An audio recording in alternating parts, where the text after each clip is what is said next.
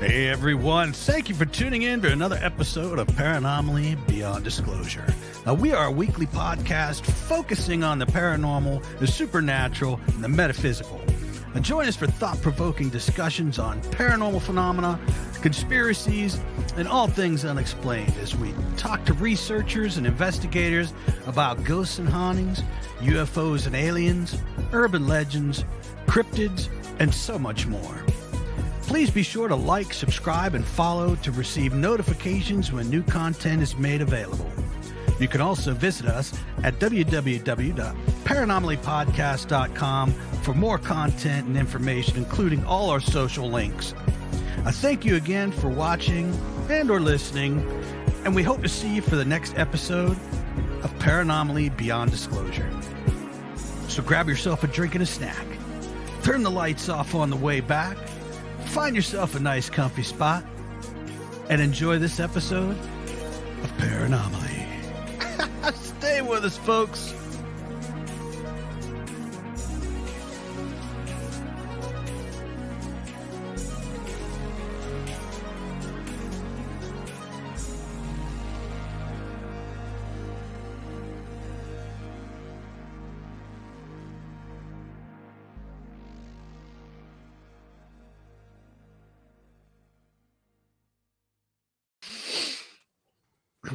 Hey everyone, thanks for joining in tonight.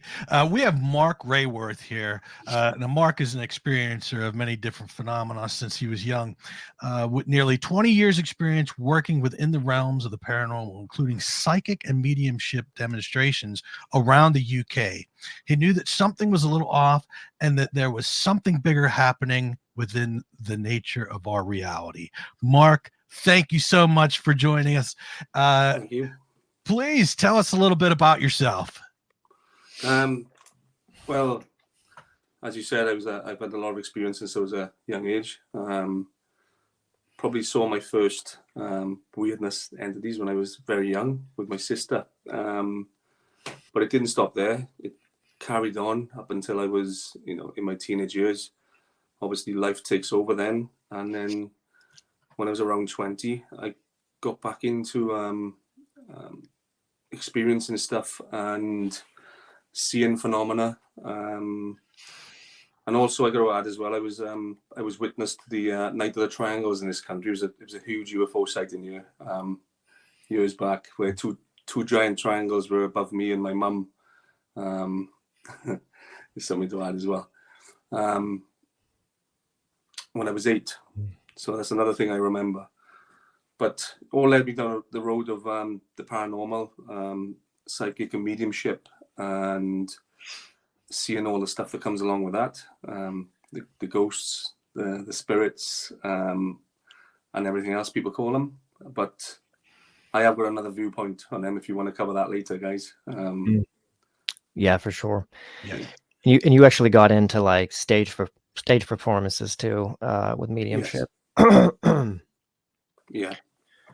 Yeah, done a lot. So it kind of starts. I started training. I went to a place in Somerset in Britain. I don't know if you've heard of it, place here.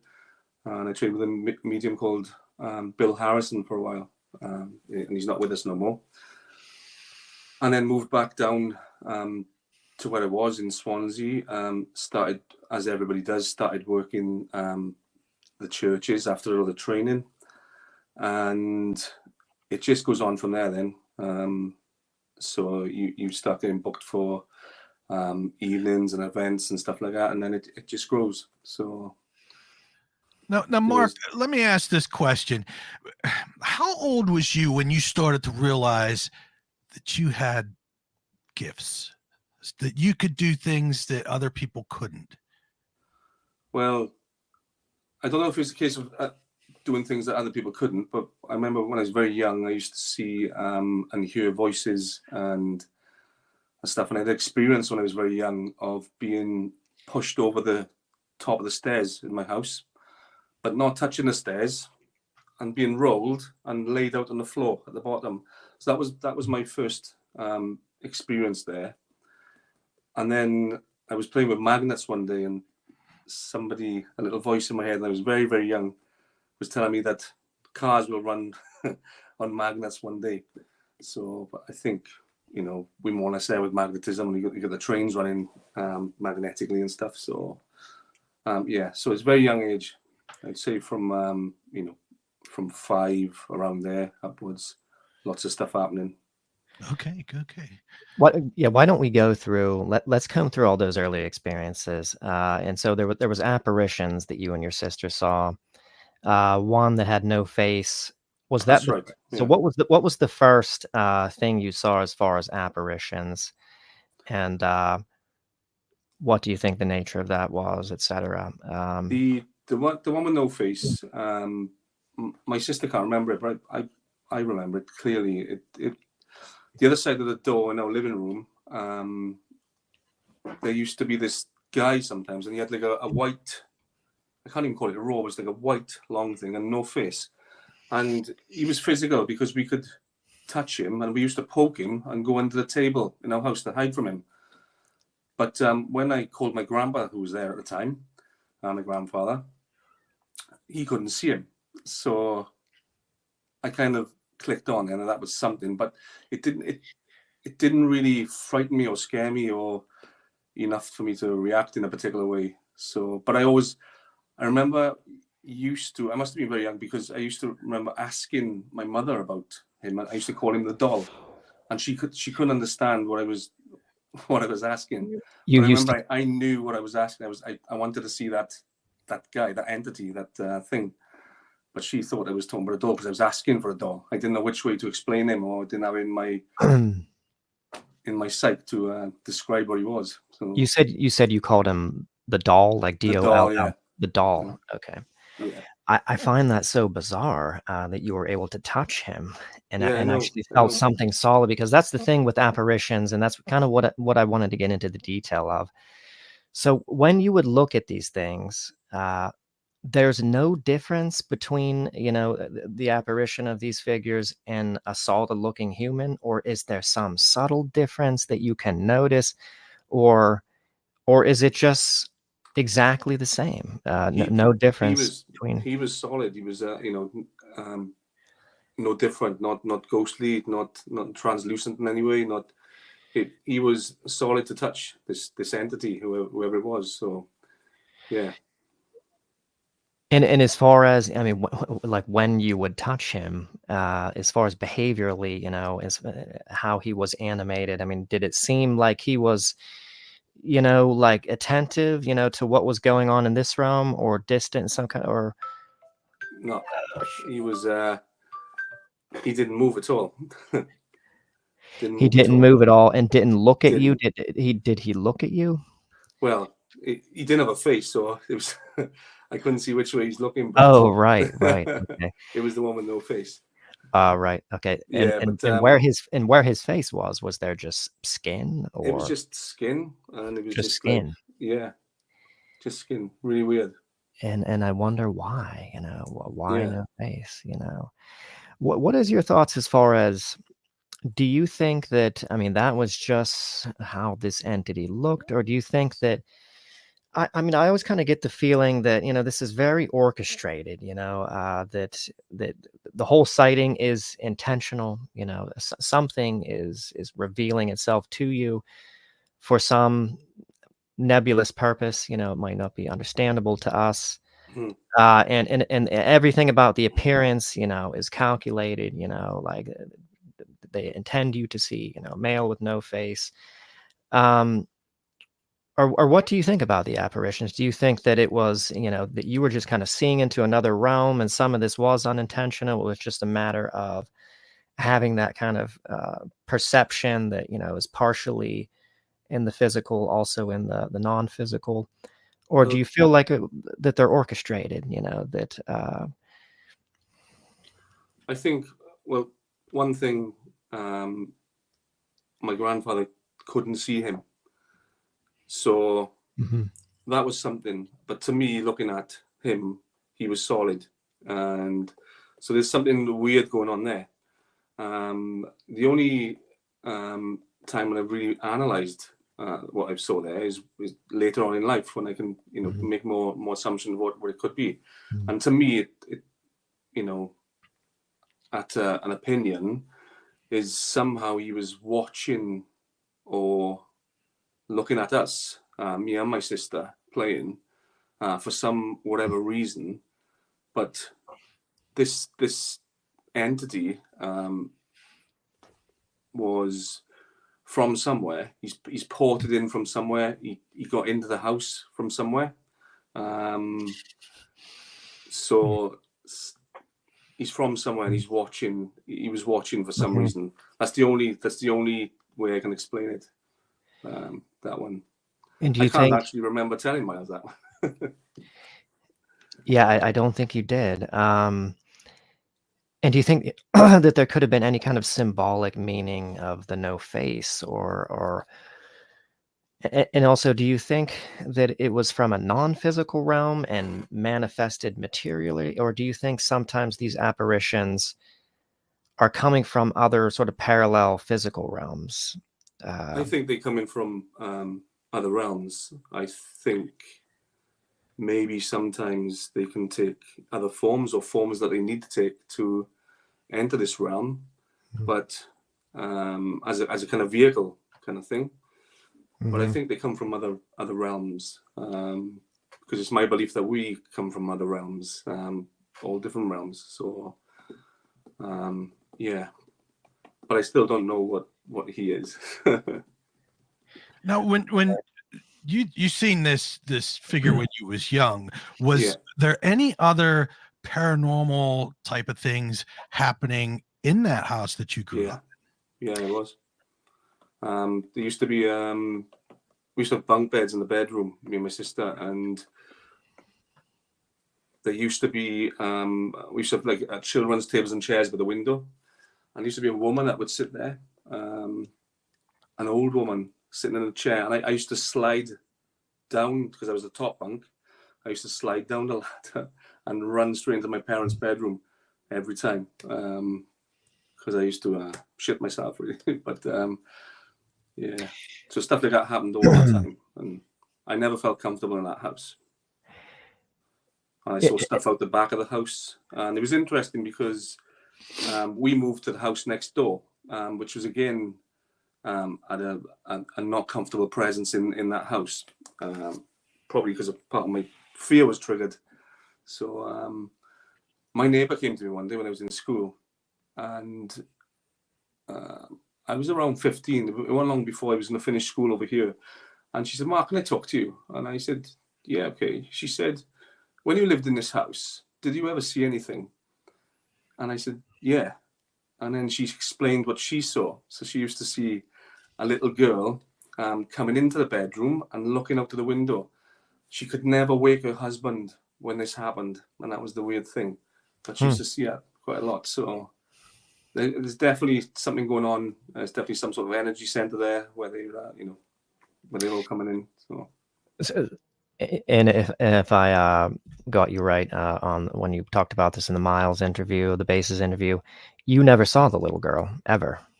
No, I never saw the little girl. I just want to hone in on the detail.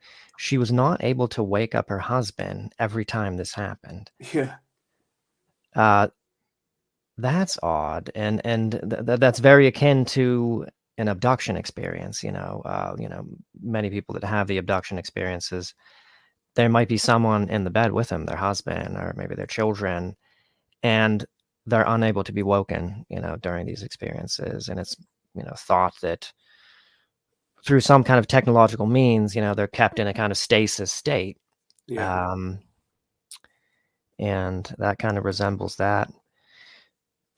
So you said that originally the man with no face, you had no fear of at all.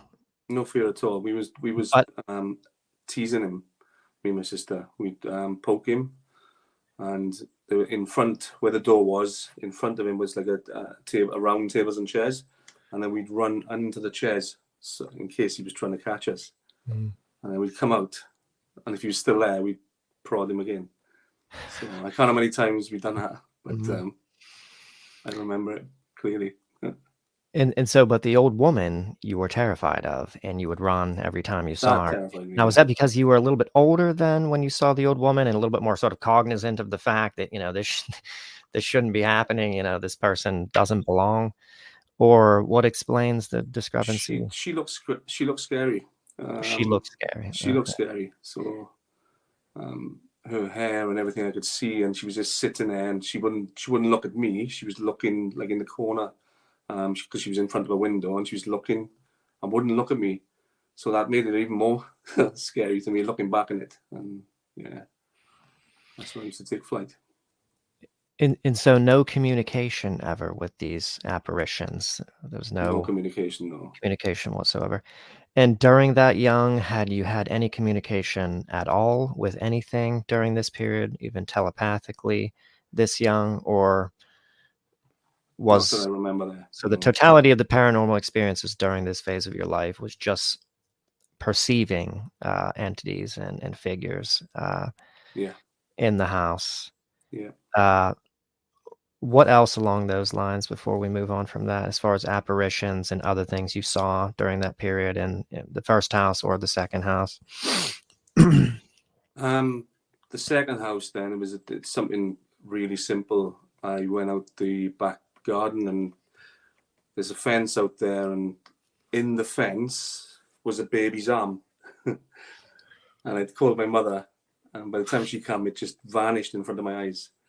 So it's a weird thing to see, but it was definitely a baby's arm. So like a baby's arm not attached to a baby's body, like sticking. No body on it, just like the forearm, and it was like behind the fence, and there was like a wooden part. It was just like that. Just the arm.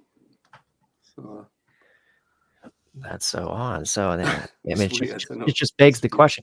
We all just like shake our heads, but what is the meaning? Like of course there is like the kind of trickster motif, that could explain away a lot of the kind of randomness, that they don't, that maybe they don't even have much of a rhyme or reason to it.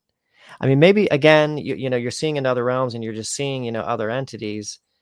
Then again, I tend to lean more towards, something is, orchestrating this from behind the scenes and is doing this for your observation and has some kind of idea in mind, but there might not be much rhyme or reason to it. Maybe it is just to get human. It seems to be the case with certain entities, and you definitely get this feeling with, let's say, the entities that people see on DMT trips, that they're genuinely, like we are, interested in human reactions and like to see your reaction to things and different things and get a kind of satisfaction from that. That's right. And the amount of times that the front door knocked in that house, in the second house, and there was nobody there. What was happening early in the morning? There'd be a loud knock on the door. We go downstairs and there'd be nothing there.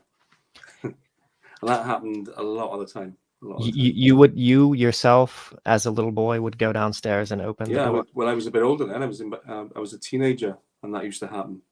So it would knock, and I'd generally think there was someone in. And so your parents never saw anything at all, but your sister did see. She saw that entity. Yeah, she just can't remember, but she saw it.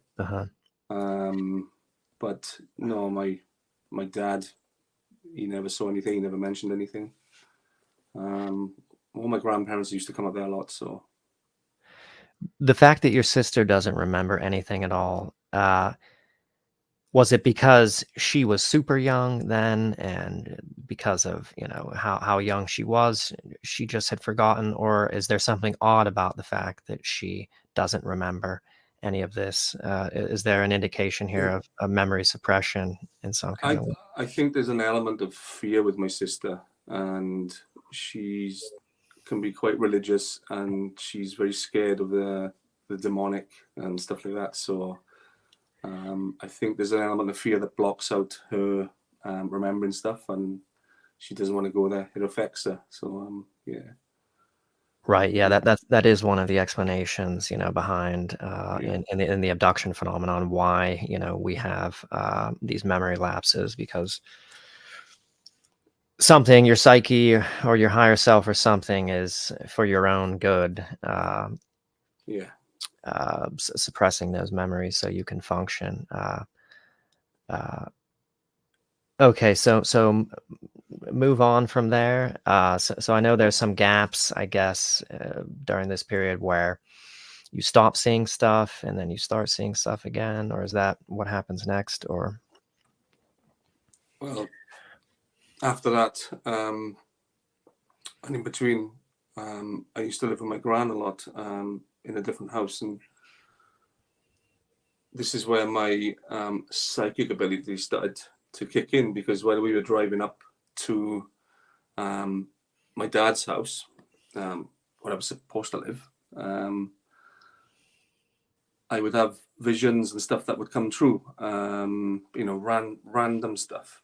And then there was an out-of-body experience, which I spoke about a lot when I was traveling on the road with mediumship. I was out of body, and I saw an aunt that just died, and she told me she's with a woman named Mam Williams.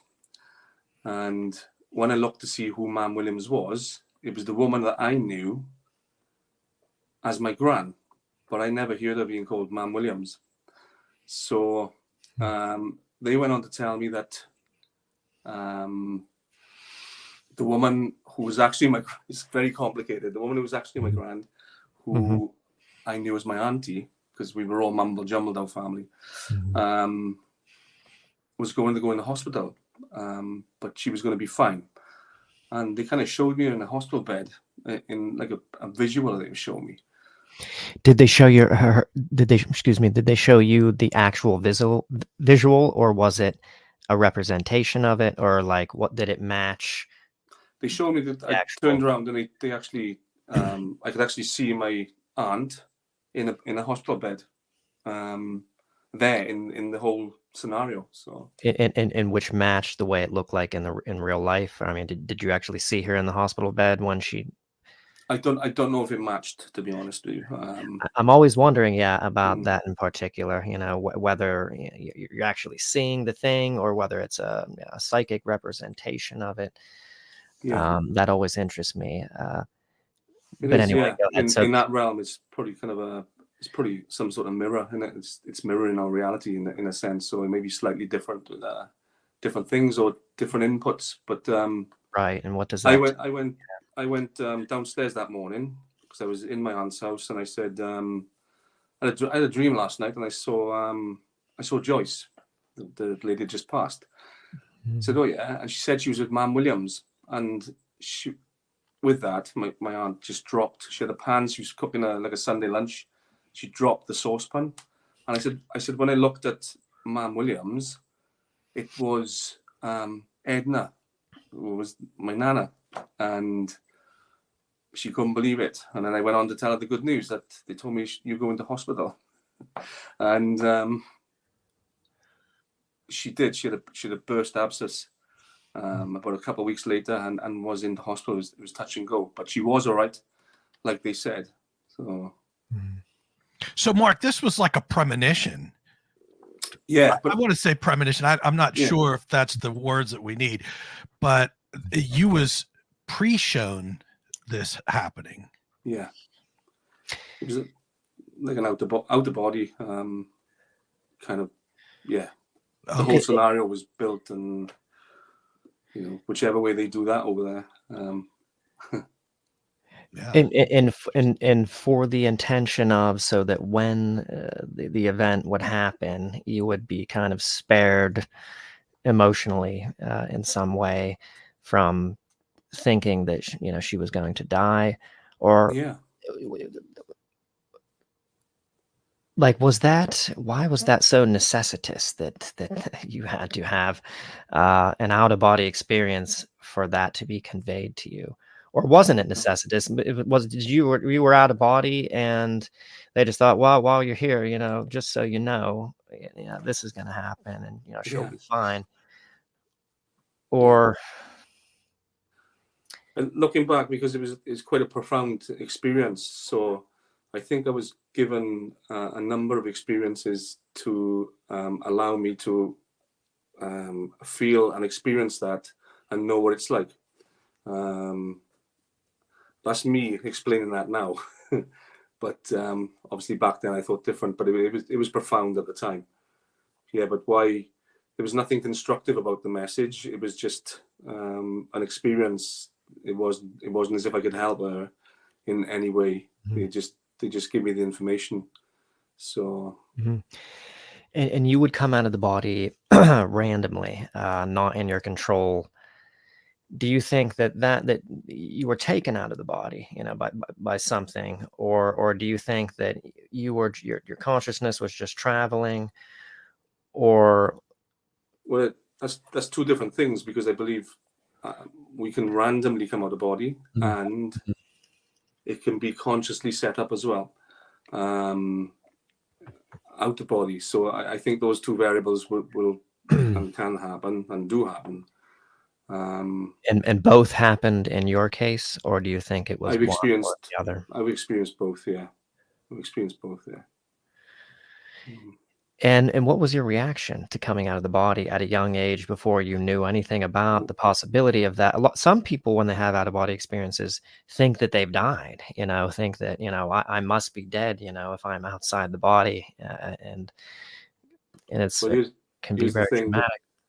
It is. The first time I came out of the body was traumatic, because it was before that experience, and it was on a dentist chair, and I had to have teeth taken out, and four of the dentist and the nurses held me down, and they put gas on me and gassed me, and that was a traumatic experience. I came out of my body, and I watched the dentist work on me while I was sitting down the bottom. So that was the first out of body experience I had, and I just knew what it was when it was happening. When I watched him do the whole thing. I watched him washing his stuff in the sink, and then I went like a magnet. I went back into my body, woke up feeling terrible, but remembering that experience and remember seeing it. So it was trauma that probably got me out of the body that time. But again, experience I think I was meant to have. Yeah, that seems to be one of the sort of common denominators with people that have OBEs, is that maybe not with all, but it seems that in some people they develop it as a coping mechanism because of trauma. And oftentimes you find that people who have an easy ability to go out of body, sometime in their childhood, there was some kind of traumatic event where they either haphazardly or not, sort of discovered this, that they could sort of remove themselves, from the physical torment, whatever it was. Is that the case? Did you have anything in your past that would account for that, or does that not fit with you? In regards to the trauma? Yeah, in terms of experiencing trauma and that leading to that capability or proneness to disembody. I think that the dentist chair was probably the biggest trauma. That was a very traumatic experience for me. I can still remember it. That was probably the most trauma I had. Obviously, there's other traumatic experiences that, because you find that a lot of people with psychic ability and out of body ability and stuff, they've all suffered some sort of traumatic experience, as you say. And there's always something. It could be a form of abuse or anything like that, but they search for something more, and that's where I think then the traumatic experience is not really a mistake sometimes. So it's a whole different book going. Right. Yeah, but I do believe that too. You know what, Mark, there's a question here. Someone had asked, have you ever had a near-death experience and not just an out-of-body experience? No, I've never experienced a near-death experience. No. Probably the closest there was the dentist chair to that. But no, not that way. And it is interesting because in my experience, talking to people for as long as I have been, most of the time, what you describe is almost like a near-death experience. Yeah. So listening to your story and then putting this together, it's very interesting that that you've had that. And I believe Jim even touched base on that just a little bit ago, that the out of body experience, it's usually indicative of a near death experience. Yeah. So yeah, It's the same thing, There's a really, isn't it? relationship between the two for sure. Yes. Yeah. And out the body, though, we coming back for a period of time. Right. Yeah. And how scary would that be to be able to look from a different angle down at yourself? I mean, that to me would be that would be an extreme experience as well. And some people have trouble getting back into the body and struggle for quite some time, Yes. not able to get back into the body, and this adds to the fear. It does, yeah. And that's really something. Do you want to do a quick little sidebar? I know you have some interesting perspectives on NDEs and the astral realms, which differ a little bit from my own. What is your perspective of NDEs? Am I getting it right? I've listened to you talk about this a little bit. You think that the astral realms, or 4D, or at least the portion of it that we go into during a near-death experience or when we die, is some kind of artificial construction. And is not normal. So that's where I differ. I've always thought that it's just part of the bandwidth frequency of reality, but it's controlled, and there's a lot of entities there with agendas, that do certain things within it. But I never thought of it as being an artificial construction. What led you to the belief that it may be artificial? That's really interesting. It's the belief of that is not something I've read anyway. It kind of comes from my own intuition and memories, which you might want to get into a bit later. But when I used to travel around doing my clairvoyance shows, sometimes I do a talk because I felt I needed to try and explain it as much as I could. Is that the frequency of our thoughts and output leaving here takes us to an address on the astral. So it's like attracts like. It's murderers and stuff like that, low vibrational beings who go to a low vibrational place, and where our minds are. And they're already kind of, in a sense, there when they're embodied, or the other portion of their soul that's not embodied. Isn't that right? That is already kind of residing on that frequency, in the non-physical. And then when you disembody, your perception returns to there, but you were already kind of there. Yeah, in a sense you are. You think so? Yeah. Yeah, because we resonate with the astral and these realms anyway, with our frequency that permeates the different realms, our thoughts and our frequency output.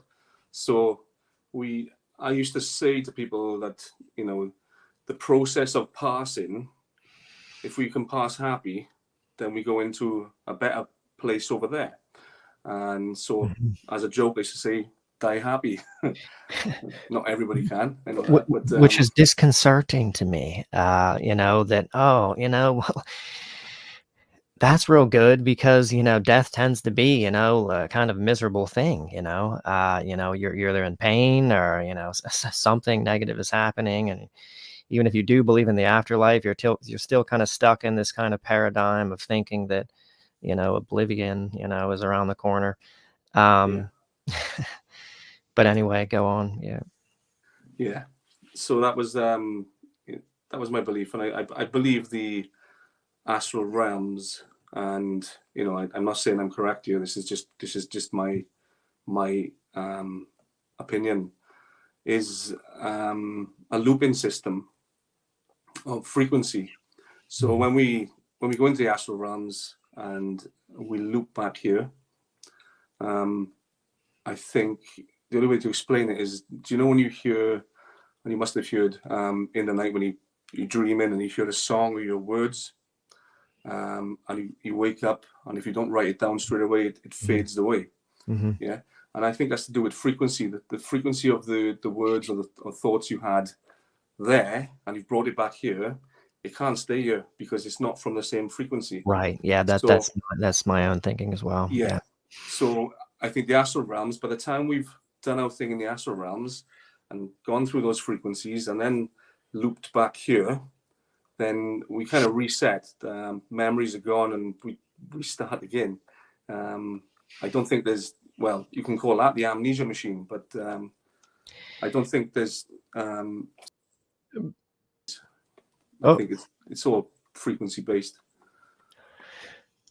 but isn't there something additional as far as what wipes the memories? Because, you know, I can understand, you know, you're going into the non-physical realm, and that's a different frequency, and your consciousness is in an altered state on a different frequency, on a different wavelength, say, and then you come back down to physical reality, and you're on the physical reality wavelength, and all of those memories, you know, are separated. They're on a different wavelength, you know, and that's why you can't access them. Yeah. But if we're just disembodying when we die and then coming back to this wavelength, the same wavelength, you know, why don't we have access to the memories then? You know, what happened in the transition? You know, some people think that, you know, that there's something going on, you know, some kind of enterprise, you know, in this realm, you know, that is in the business of wiping us, you know, before we come back in. Some people, you know, have a perspective that, you know, maybe this is actually, you know, good, and this is kind of part of the spiritual agenda, you know, like you don't want to have all your memories, you know, that's the point of physical reality, you know, and learning the lessons. Like you need to be kind of yeah, amnesic, I guess, in a way, you know, cut off from the truths, you know, that your higher self is aware of, in order to have these sort of 3D lessons and experiences.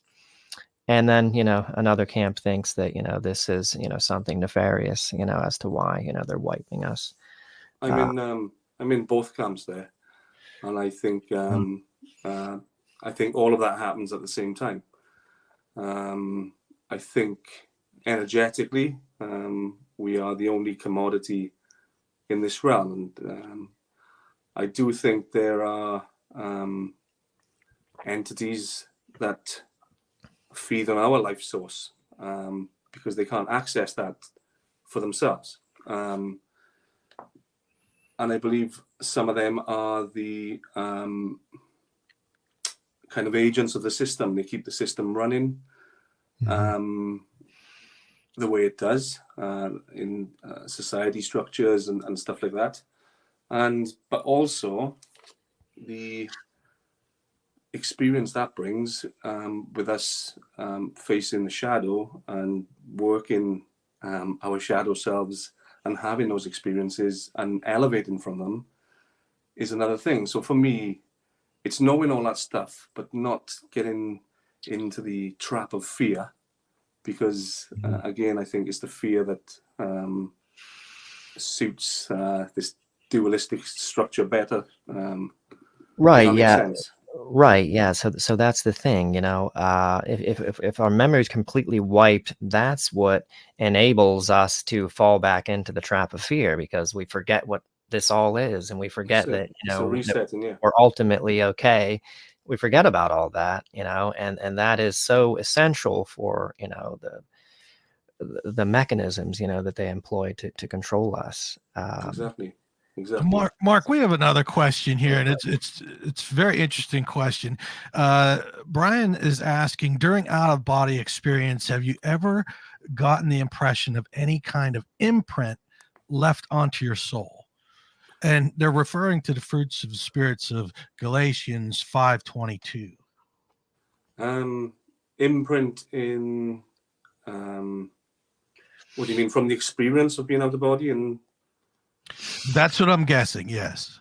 Yeah, every time it happens, it's a profound experience, and it stays with me. So it's imprinted in that way. But I do think there's a different kind of imprinting that we are building us to do with the raising of consciousness and humanity and where we are now. So, but the experience of being out of body, that's an imprint of itself. It's like, one time I was out there and I was playing with one of the buildings and changing the color of the building with just my thought, because thought is the frequency of thought is very quick over there. Yeah, it's much slower here. It's the same here, but it's just much slower at the minute, but it's speeding up. So you can change things there very quick with your mind. Knowing you can do that, and you having that experience when you're there and doing things you can't do, like flying and everything else, that sticks with you, that imprints with you. And I kind of come back and think, well, why can't we do that here? I think at some point we will, but yeah, that's the kind of imprint I get stuck with. But I'm not sure what I want to go to. There's two things that really interest me as to what you just said. What were the buildings that you saw, first of all, in the astral? And then maybe later on, in terms of being able to sort of manifest with ease in the physical realm, is it a matter of this realm being at a lower dense vibration, or is it a matter of ourselves needing to ascend to a higher vibration in order to do that? It's kind of really disparate question. Sorry, but no, it's fine. I understand what you're saying. I think the density we're in now, the three-dimensional density or densities that we're experiencing, very dense energy, very slow, vibrationally slow. So with our thoughts, and people try and manifest their thoughts, and I think it depends. The speed of our thoughts, I think, depends on the alignment to our souls. So things are very slow here. Over there, I hope I got listened to your question properly. I think we're able to use more of our soul ability when we are in a higher state of frequency, i.e. what I've experienced when I've been out of body is higher state, being able to do things that I can't do here, or think like the building, like changing the color of the building very quickly. I can do that there. There's a number of experiences I can get into over there. There's also lower vibrational people over there, entities, and I found myself in those places where they. Let's get into that. I really want to think about this. And this, maybe we could bridge this also into, I want to get your perspective on the entities that we encounter during an NDE. And I know you feel that these are, tend to be dubious. But so what have you encountered as far as lower vibrational entities? And this is when you're out of body accidentally, or at this point, I think you're eventually at some point in your life purposely astrally traveling, right? Or doing intentional astral travel? No, I don't actually. It's okay. all random with me. So early in the morning, someone coined it. I think there's a friend I got on Facebook, Todd. He teaches out of body, and he calls it wake back to bed.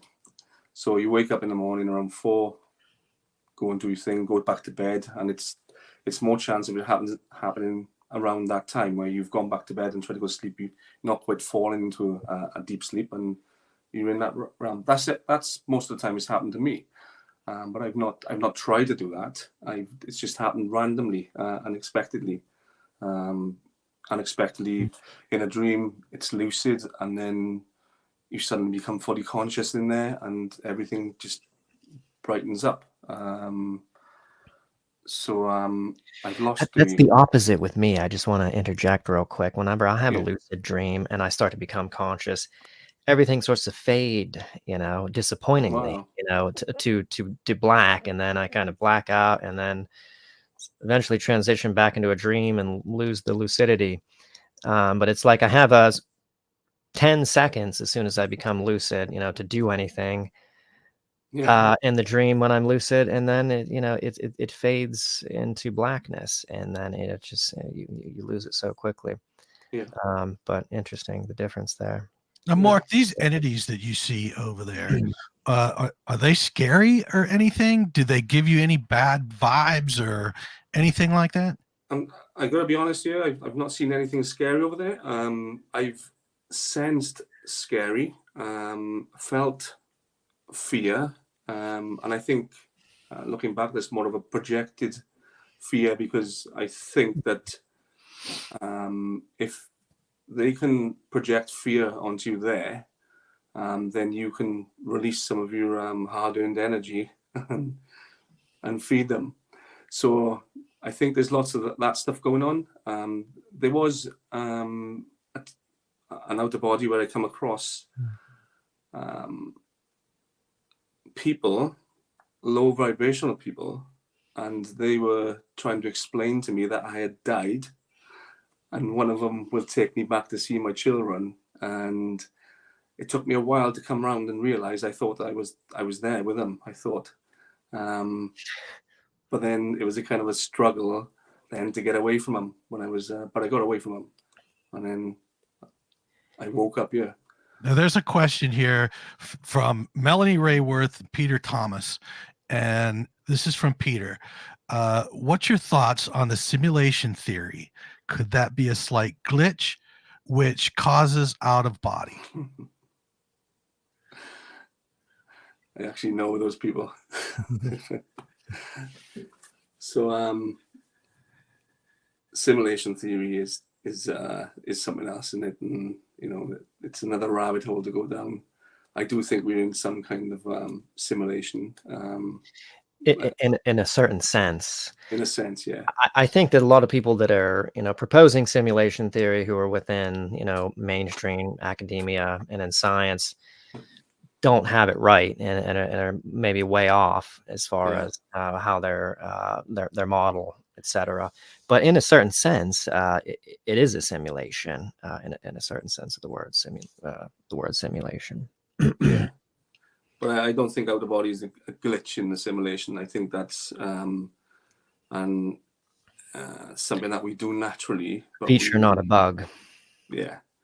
We suppress, we get like the same. I believe that when we sleep every night, that we come out, and you can have, for example, you can be in a dream and you see people you don't know in the dream, but they're familiar to you.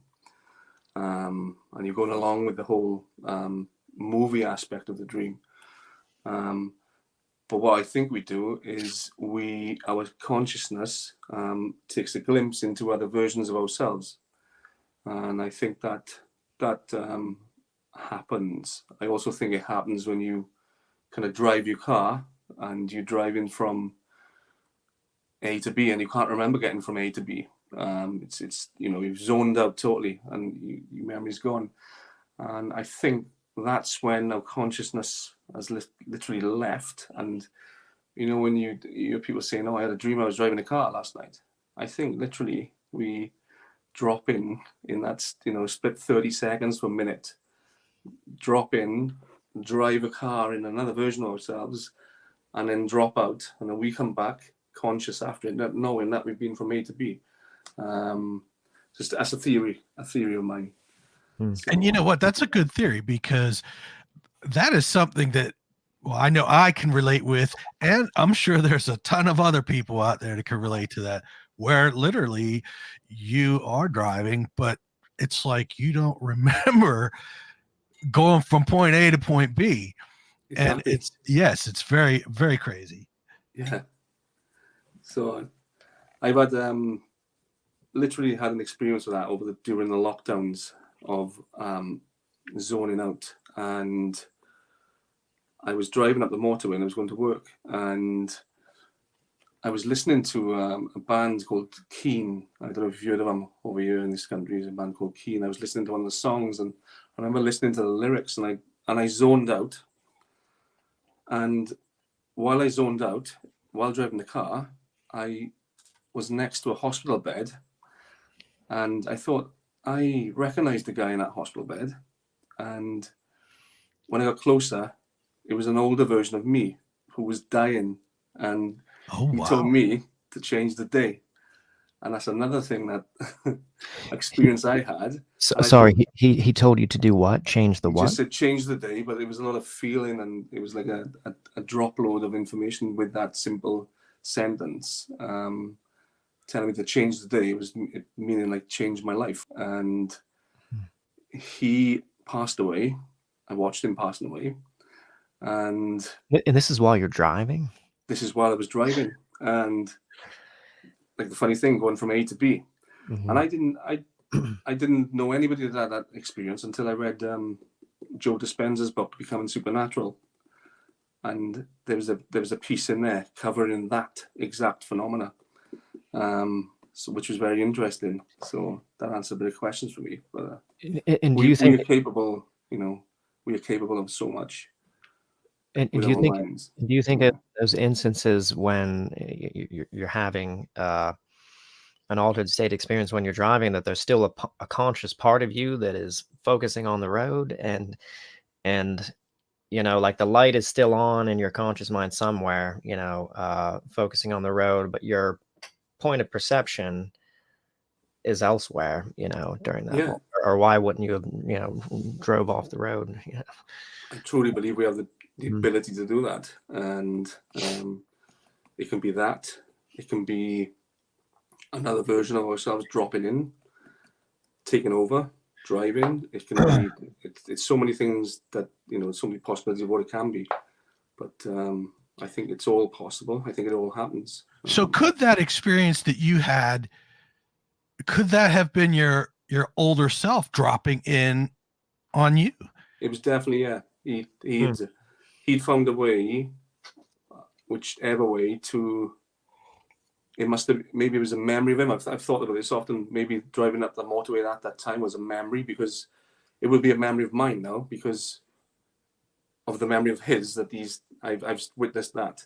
So yeah, I believe somehow he was loose in his etheric body, and he tapped into another version of himself, which was me, and give me a quick few words. Wow, that's incredible.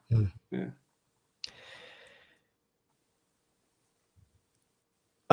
So let's swing back around to NDEs and just have a brief discussion on the entities that people encounter during an NDE, and then let's maybe transition back to your experiences in the timeline.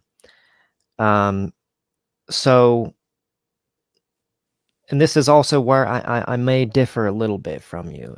Okay. I think that there could be potentially a lot of deception going on that level, and maybe depending on where our frequency and what sort of bandwidth we reach, of the astral, when we disembody, and because if you're at a lower sort of frequency, there's going to be those intelligences there who function in that kind of way. But then again, it seems that with a lot of these encounters that people have with these entities during the NDE, they're quite profound and oftentimes really spiritually transformative, and they're really convincing. You hear these people, these NDErs, describe these experiences as being, just the most intense love, that you could possibly imagine, that nothing that I have experienced in this realm, comes anywhere close to that feeling of just being completely enveloped in pure love, during these, experiences, where they're, either talking to their loved ones, or some kind of what seems like a higher dimensional or ascended master type being, or Jesus or something. Do you think that this is likely all deception, or do you think it could be a mixed bag, that there are some that we are sometimes encountering higher dimensionals, who are ascended and are operating, according to divine principles in some kind of way, or do you think? Give us your thoughts on that. That's there's a lot there, and that's a big subject to me, and it's something I'm very interested in. And again, it's through my experiences with mediumship, and which I'll get onto in a minute. But yes, I believe that at the point of death, people are perceived, deceived. Sorry, deceived. I think sometimes the family members that dangle there are not. So in general, you think the family members, when you see the family members, that's classic, deceptive tactic that they're using. Yeah. In order to Recycle us. And Recycle us back into the system. And how do seeing your family members and being elated facilitate that? Because they're asking you, go through the light, or they're drawing you somewhere where they want you to go, or in what way do you think that they're facilitating the deception? There's a number of variables there, and again, it boils down to the knowledge that we have and leaving this place. So we got knowledge. If we've learned a lot and got knowledge of the astral realms and spirits and entities and stuff like that, that we not always won't always get duped by that, and it may not for some people be a duping because that's a word I've made up, by the way, duping. They may not get duped into it because naturally that's where their minds are. That's what they believe when they leave here, and they believe they see in their family and stuff, and going straight back into the astral. And I don't think there's anything wrong with that. I think it's where they are in their consciousness and their journey. But to me, which I've actually explained to my children as well, is the system that's in place is a kind of a trapping system. So I spoke to my children and said, when you get out, you take a turn to the right. And you don't go into that light. You take a turn to the right and look behind you and see what's there. Because behind you, I think, is where we actually come from.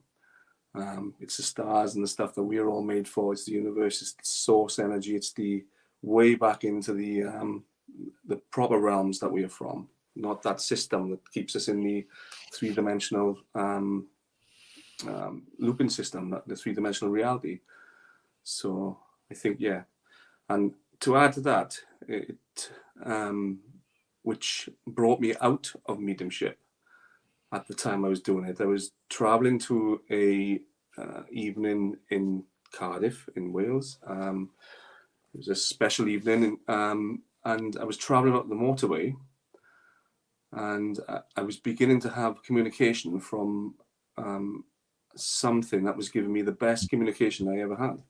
And I was the best communication as far as clarity. Clarity. Yeah, I wanted to talk about this. Yeah, go into the full detail of this communication, because this is something ultimately that I think, this is the proposition, right? And this is something that I think is important here, because this is one of the mechanisms by which they control everybody, or at least on the the higher level of thing. Right. Many people are getting this proposition that you got yourself. All people who've got talent get this proposition. Right. So tell us about that. Yeah. So I get this communication, and it's so clear. I think it's like my imagination. I'm saying things in my imagination because it's so crystally clear. But I know who they are when I'm talking to them, and I'm saying to them when I'm telling them, hey, you do this for me then, and I'll do this for you. And things did get better after that. It was radio. I had bookings for VIP sittings in certain places with celebrities. It was a Brit Award invite to do work there.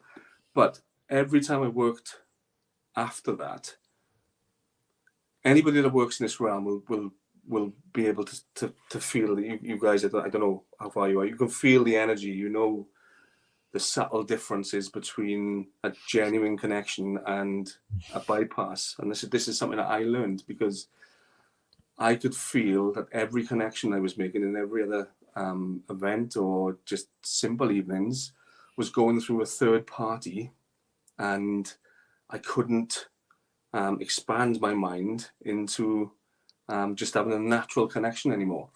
So I think I'd consented to something that I couldn't get out of. And with that, it wasn't such a negative experience. It led me on to try and understand what was happening more with that experience. So I knew then who they were, and I knew that they were a form of entity that anybody who, celebrities, sports stars, could be anybody, will get approached by these entities, I feel. And from there, sometimes when you look at these celebrities or sports stars, you can see the difference in them. Sometimes I notice the difference because I know what's happening. It's like the lights have gone out slightly, and they are performing under rules and guidelines that they didn't have before. They couldn't be in the full creative ability. They can't shine their lights too bright. It's all controlled and funneled. So that's where I felt I was. And whether my mind could have got me out of it, I didn't have the knowledge in my mind to get me out of it at the time. Maybe somebody more experienced would have. But I felt trapped. And with that feeling of trapped, I was making myself more trapped. So I was kind of stepping away, kind of rehearsing, not rehearsing, but, thinking of things that can bridge a gap if I get stuck. Everything was going tits up, as they say. And I knew I just lost that connection because of what I'd done. So that's where I was on it. So that led me on to the understanding of the entities, and that they are out there and they do trick people. And that led me on to the thing then, very quickly, of when we are relaying messages from what we think is our loved ones over there. I don't think they're always our loved ones. I think sometimes they are entities, lower entities, impersonating our loved ones. Sometimes, not all the time, but sometimes. So, that's very interesting, Jim. I didn't mean to cut you off. No, that's okay. Because I know we was talking about deception and people on the other side, let's say spirits on the other side are saying to go to the light. I mean, it wouldn't all be deception, would it? And here's why. Let me see if I can share my screen real quick, because I do have something very interesting, and I am just, every time I hear it, I kind of get blown away. So let me see if you guys can hear this.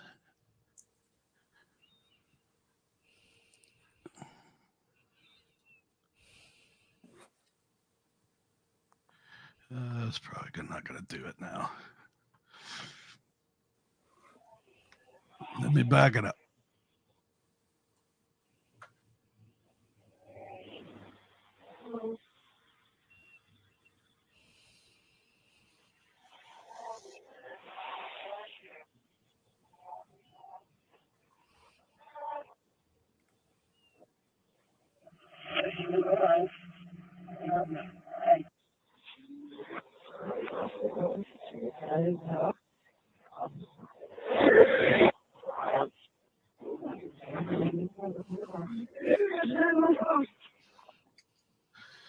So can you hear that?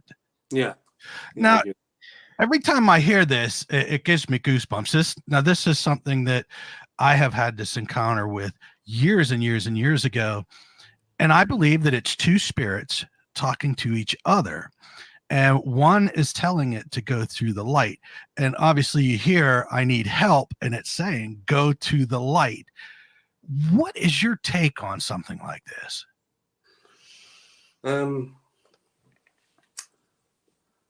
That's very interesting. And my take is, I don't know if they can see each other or where they are or where they reside in, but I don't know if one spirit knows who is telling her to go to the light. It could be a voice that wanted to sound similar, or it could be genuine. It could be genuinely someone saying to go to the light.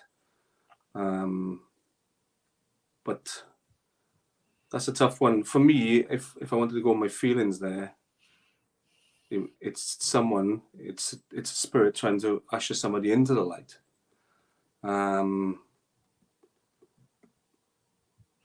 So I suppose, and maybe a lot of us that disembody are just, you know, still kind of caught in that delusion, you know, even authentic, you know, souls of your loved ones still don't understand and still haven't uncovered the entire deception, and still think that, oh yes, you know, that's where I went, you know, go through the light.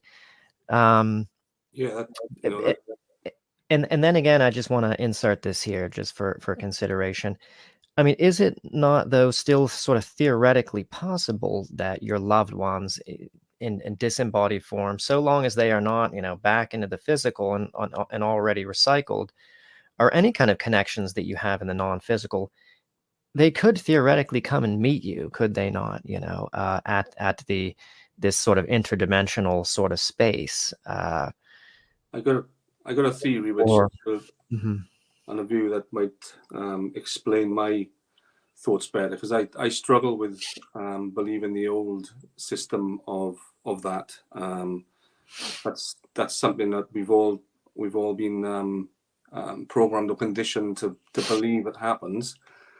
What I think happens now is that we, as souls, are able to communicate with different versions of ourselves and different versions of our higher self.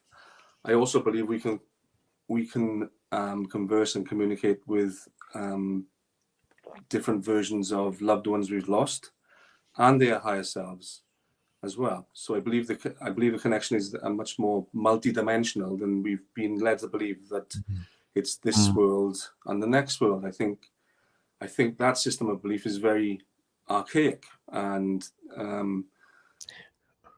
I think we've kind of expanded, and we are expanding into a much bigger understanding of the nature of our reality and how big it actually is. So I struggle with that. Can happen. I think what we just heard, and I think it can depend again on the awareness and knowledge of the person and soul leaving here in its immediate exit. It seems like they're in a in-between place there, and maybe somebody's saying, for the best, go to the light, that will sort you out. You know, that, you know, maybe they know. But and as far as the deception part, this EVP is a continuation. It's not cut, it's not anything, it's just reversed. So everything that you're hearing, I just flipped and reversed it, and that's what came out. So there is one piece in there that really sounds that there could be deception. You hear what sounds like two females, and these females are talking, hey, you know what, I need help. And this one's saying, go to the light. And then a little bit farther down, you hear what sounds like something darker, and it says, get me out. So right, could it be a deceiving, and it's trying to say, it's trying to be as normal as possible, like, oh yeah, you know, I need help, how do I get out of here? And all of a sudden it says, get me out. And to me, that was like it experienced something or saw something, and you know, it didn't want to go back in the direction it was going, right where it was. And I'll play the clip one more time, so if anybody missed it, they can hear it.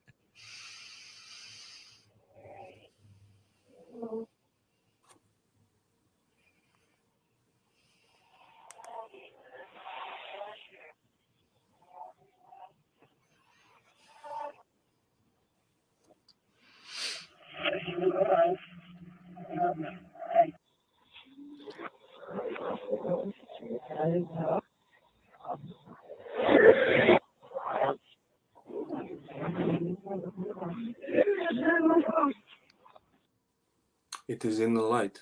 What is in the light? Exactly. What is it? I have some I have some food for thought here. Yeah. Okay, so there is an NDE. This was, I can't remember the researcher's name who talked about this on the Sean Ryan show. And it's somebody who had a hellish kind of NDE. So what happened, I can't remember all the details, but I'll just kind of sum it up. When he got over, he encountered these people, okay, who I don't think he recognized them. I don't think they were his family members or anything, but he didn't know what was going on, and he just saw people and thought, and they told him, come with us, like follow us, it's okay, everything's all right. And he went on this journey with these people, like sort of walking somewhere, with these people. And as he's walking along with them, they start to talk amongst themselves, kind of whispering. And he's overhearing things, and they're saying things which indicate to him that these people aren't, who they say they are. And so this person starts to become a little fearful, okay, and starts to become more and more suspicious. They start to become more and more overt, that they're not maybe benevolent. And gradually, he's becoming more afraid and more afraid as time goes on. And all the while, I think what's actually happening here is that they're leading him vibrationally downward into a lower vibrational space, at the end of which they completely unmask themselves. And from what he says, they just eviscerated him somehow, like attacked him, created some kind of experience doing something that was so traumatic to him that he can't even detail that part of it. He can't even talk about it. It was just so horrific. And he has PTSD from that near-death experience, That was these lower vibrational entities, whoever they were, that was their strategy, to sort of take them and gradually, slowly, sort of gain his trust a little bit at first, and then let him overhear themselves, saying things which kind of start to sow seeds of fear and uncertainty about it. That's right. And then they sort of took him downward, I think, vibrationally into a lower vibrational plane, at which then they could, completely unveil themselves and do what they wanted to do for whatever reason they wanted to do that. So that was their sort of strategy and methodology. But then in some instances, it seems like the opposite happens with some entities who you encounter on the other side, where they're trying to get you to sort out your traumas. Also, the whatchamacallit, the life reviews that you go through, to me, on some level, seem to be a mechanism which might kind of get you to sort of release a lot of the things that you've been holding on to, because once you go through the life review, you kind of get a sense of what this is all about. Like, oh, this was all, a kind of lesson, a school, like, and you see, how the other person felt in this situation. And then you kind of forgive that person, that, they were actually just kind of being protective and protecting themselves. And so you seem to kind of, it seems, it's never explained, of course, like why, they're going through the life review. But on one level, it does seem like this is kind of like getting you to release, some of your traumas and your past things, which elevates your vibration and does the opposite of what those entities did to the one gentleman. So don't you get that feeling, Mark, that some of these encounters that you have with entities during the NDE seem to positively uplift you, and maybe even some of them, seem to, directly facilitate, a vibrational shift towards a higher frequency? Yeah, 100%. I mean, a lot of the you have so many people now talking about shadow work and releasing traumas and stuff like that, and it's all connected with us and our raising of consciousness. Old traumas keep us in a particular place, and yeah, I believe there's good entities, and I believe there's not so good entities. I don't believe they're both from the same place necessarily. I believe there's a group of entities which you can call them the fallen angelics, you can call them demonic, you can call them all of that. I don't think that they have their own source or life source of energy. I think they use us. We're a commodity to them, and they try to get us to release our energy in a low vibrational way, whether it be low vibrational narratives, experiences, and stuff like that. So we release some more good energy so that they can have their sustenance.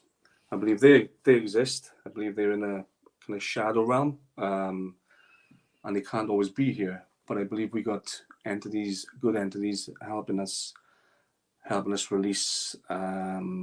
Particularly if you're here, if you hear the term light worker and stuff like that, and if a lot of light workers could really see their lights, it would make a huge difference. If you could see light, you would choose where you want to put that energy more carefully when you can see it going into specific places.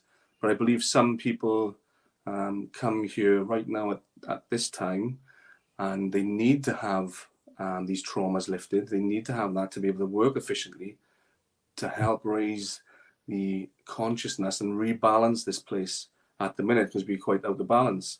So I believe there's help in other light frequencies who help us to release those traumas and put us back to work, basically, to carry on the work and anchor the light in and feed it into this grid at the minute, because to me it's getting quite overrun. And I believe we're going through two different resets here. We got a overlaid narrative reset, which the governments of the world are doing, and we got an actual natural reset going on, where our frequency raises naturally and we elevate out of here. But again, if they can use the narratives like we see on the news and like we see everywhere else now, and all the big stuff has happened in the past 3 years, which I won't get into, then they can put people into a state of fear and recycle them into the specific holding realms in the astral, ready to cycle back in, I think, to start the third density off again. But I think as light workers, it's our mission to kind of raise the consciousness and reconnect with ourselves and our inner Christos. I've seen somebody ask me if I believe in Jesus, and I believe that the Christ energy is inside us all. It's just a realization of how to utilize that and how to raise the consciousness in projecting that energy and helping others raise that consciousness as well. Not in a way of battling or fighting or taking up arms against governments and stuff. It's all there, and that's where the war is right now. It's right there. So yeah, I understand. Yeah, with what you're saying, with the good and bad entities. But, yeah, I just thought that there seems to me, and I really don't know either. I'm completely entertaining of the possibility that it could be largely deception as well.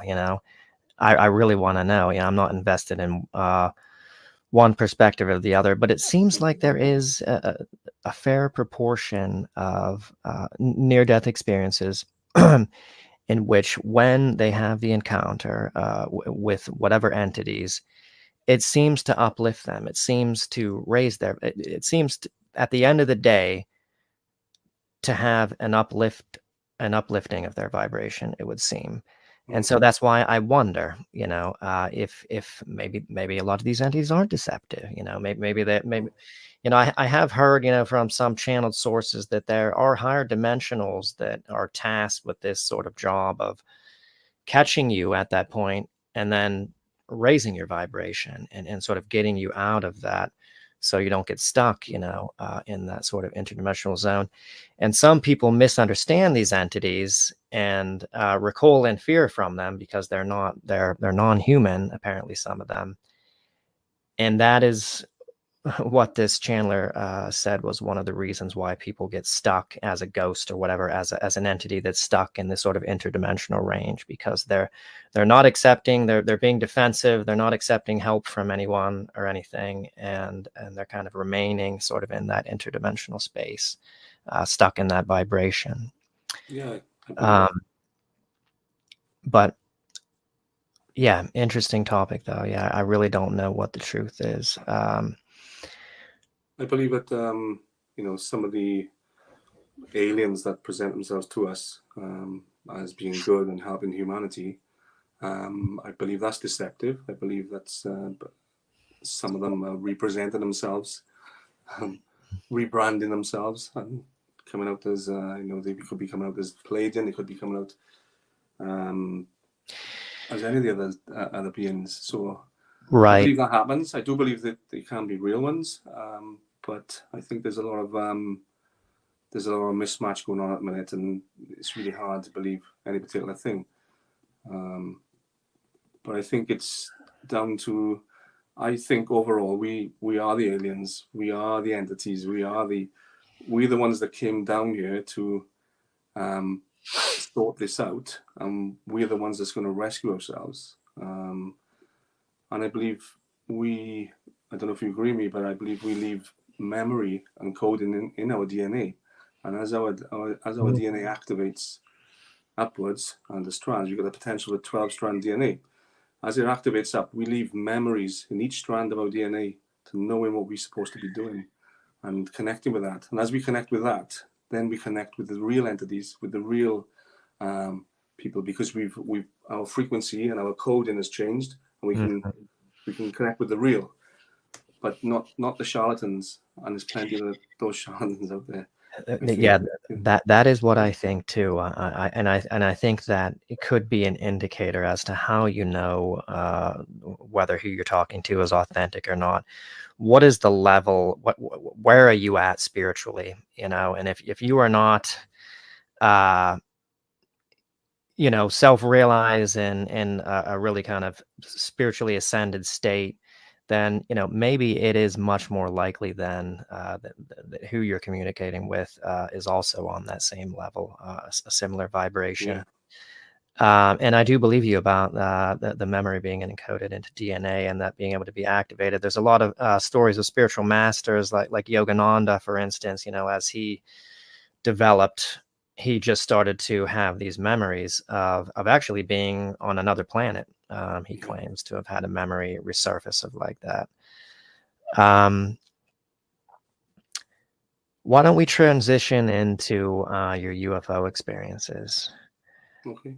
If you want, or if you think we have enough time to do that. I mean, I know it's getting late.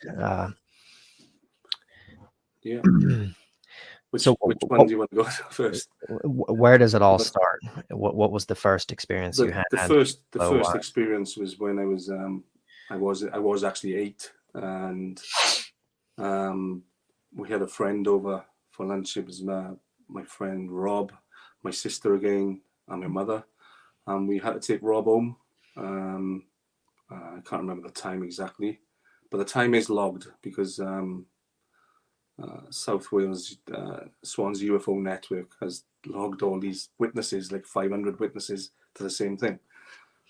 We got outside and house, and I remember my mother saying, "Oh, look at that!" And we looked up, and there's these two huge triangles. It was one in front of the other, and it was heading off over the bay down here, very slowly, no noise to them, but they were humongous, the biggest things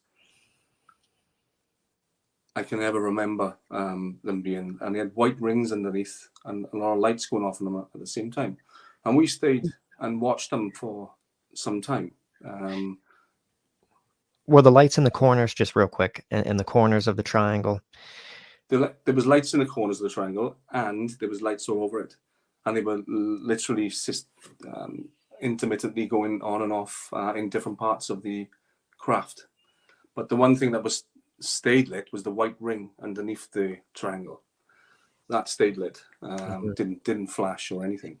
And there was multiple of them, 2 of them, you said. 2 of them it was, yeah, 2 huge And ones. when you say they were enormous, like how enormous? Like, were we talking like mothership enormous, like Oh, football field size, you're talking or mothership like, enormous. Yeah, mothership enormous. They were huge, so humongous things. almost like the Phoenix Lights type enormous, like something really big. Yeah, they were massive, and that was duped in the Night of the Triangles. But we had to walk away from it in the end because my friend had to go get home. His mother was expecting home at a particular time, so we walked away from them, literally looking at them. They weren't going anywhere. But when we came back, about half an hour later, they were gone. But it was that was the first big experience of seeing UFO. Some people who had that same sighting, they had abduction, scarring, and stuff like that on them. So I've met them and spoke to them in meetings. So they remember that. Something wrong with their hair and stuff like that. So that was the first one. Really. Well, let's just linger here a little bit. So it seems to me now when you're talking about the scale of the size of these craft, maybe these weren't TR3Bs, but the thing is that there's such a, I don't know, if you really sort of get into the literature of craft and my labs and everything, this could be wrong, that there could be ET craft that are triangular and are unrelated to these aerospace companies. But in general, it's thought that, if you see the TR3Bs, that is us, those are our craft. I've seen a TR3B. And Todd, we actually have some pics of the TR3B if you want to bring these up while we're talking about it. Is that with the white lights in each corner? Yeah, they're usually they're usually white. Sometimes there's a red one. Sometimes people see a green light, in the mix on a TR3B as well, but less commonly. And so that really sort of, throws things into a whole other, conversation, if you're seeing TR3Bs, if you've had a really, miraculous close sighting of a TR3B, then therefore, what is the meaning of that? And, that gets into the possibilities of my lab abduction. That gets into the possibilities of, frankly, special access programs, which you whether you are aware of it or not, could be involved in, and could be being used as an asset in some capacity. And this can literally happen and can be so seamless to where you would not know it. You would not know it, but just having one encounter of a close encounter of a TR3B could very well be, the tip of of a very large iceberg as far as many abductions happening. I've seen that, but without the light in the middle, with the smaller one, the TR3B. Yeah. I think these are authentic photos, actually, because they've got the field distortion effect. I think that's how people complain all the time. All these UFO, photographs, they're always blurry and distorted. That's actually maybe how they're authentic, because there's a field around the craft and it distorts the light. It refracts, or whatever you call that. But let me see here. But they're much smaller as well. The one we saw was much smaller. There was no noise. It turned into a cloud. And I remember my friend, because are you talking about a different sighting now, or is this? That's the TR3B we saw, which I think was a TR3B. I didn't know it was that until much later. But not this initial sighting when you were 8. This is another sighting of a triangle. The one when I was 8, that was something else. That was something else, because it was so large that it could not have been a TR3B in that case. No. The TR3B we saw, which if it was that, was much smaller. It was like like an aircraft really, but there was no noise to it, and it angled into the cloud. And I'll never forget, because my friend looked at it, he watched it with me, and then he said, "Oh, firework," and walked off. He don't believe it. He never believed it. So. And what point of your life was this when you saw this TR3B? Teenager. I was around 16. Yeah, when I saw it. Now, Mark, you described yours as it had a big ring of white light underneath it. The big one, yeah. Maybe something is in this Google search type of image that I have right here. I could not find anything quickly that had just a single bright light in the middle of the triangle. I think it was drawn and put into the newspaper here when we saw it back in the day. But the closest thing to it, I think, was the Belgian triangles, when I saw all that stuff coming out, and that had the ring of light underneath them on those triangles, which is similar to the ones I saw. So I don't know how big the Belgian triangles were, but they were the ones that looked most like it, like what I saw when I was 8. Yeah. Interesting. Very interesting. Now, so the one in your teens, just to make sure we cover all the details of that. So where were you? Was this at night? How close was it? It was kind of twilight, and it was it was just after tea time, and it was right above us, just off to the, well, it's hard for me to say this. You're not going to really get a good angle, but when I was looking towards the sea, it was just off to my left, the two of them. So, but they were right there. They were so close. They weren't high up. They were very low down. And there was two also of these. There was two of them, yeah, one in front of the other. And the fact, and it was just palpable to you in your mind that these were not fireworks. These were obviously, some type of aerospace vehicle, in the sky. But your friend, now, to me, that seems possibly a little bit indicative of manipulation. And you do see this a lot, where the person, even if it's much clearer than that, or if it's just undeniable, that it's a craft, you still find this completely irrational response in some people, thinking that, I don't know, I might have saw something, but I'm not real sure. And that's to me indicative of manipulation. Yeah. And which also gives the strong impression that there's more going on than just the sighting. That there's some kind of interfacing happening between the craft and you, or the occupants of the craft and you. Two sightings that I've had, in one over the COVID lockdowns, and which I used and showed the pictures up in the basis talk. I'll have to send you the pictures, and I'm about to use the other pictures I've got in another talk I'm doing in December. So I'll send you them if you want. Yeah, for sure. Yeah. So during the COVID lockdown, there's a steelworks in just outside my city in Swansea in Wales, and there's big chimneys in the steelworks. And I was driving past it on the motorway, and I looked at one of the chimneys, and there was an orb right next to the chimney. And my initial thoughts was that it's just a drone checking the chimney and all that. And my logical mind is rationalizing everything off, and as our minds do, and as our minds programmed to do.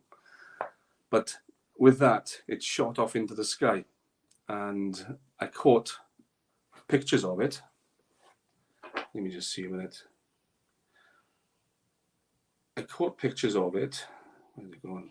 Might be here now. Oh, it's not that one. That's that one. Yeah, this is I don't know if you can see that. That's a still I took off the. Well, you're not going to see it, No, we can't. We can see it at that angle. Okay. Yes. This was the picture you showed on bases. Yeah. On the bases. Yeah. Right. So that one. that one, as it shot into the sky, it morphed into a plane, and it started doing acrobatics at 7:30 in the morning above the steelworks. And then as it dropped down, it came towards me and turned into a black helicopter. I caught the black helicopter on the camera, which I used in the basis talk, and Miles used it on the interview anyway. And I caught the orb, just didn't catch the plane. So my thoughts on that is that my mind interacted with reality at that particular time, and I see that orb as a kind of cursor, like Windows when you moving the cursor around with the mouse on the screen. I think it's an interaction with, we logging into reality, because the sky above the steelworks became like a blank canvas to me, and I could feel that my mind was somehow connected to what was going on up there. So I think a lot of these experiences are very powerful and to do with our minds. And I think reality feeds back what we recognize, so that we interact with it more, like the plane, like the helicopter. And that's I've had two of them experiences. Right. With, I want to add something to this. Yeah. I mean, there could be something really profound, going on there with that, and that's a really deep conversation that we could have. Another possibility is that, and this also involves, your mind playing a role here, and that is that it seems to me, based on all the research that I've done, as far as, and this not only pertains to craft, but also, when people have encounters with the beings themselves, and they mask themselves and make them look like something else or like humans, a lot of times, what's actually going on is that they're hacking into your perceptual system, and so your brain is actually creating it, the helicopter or the plane in the sky.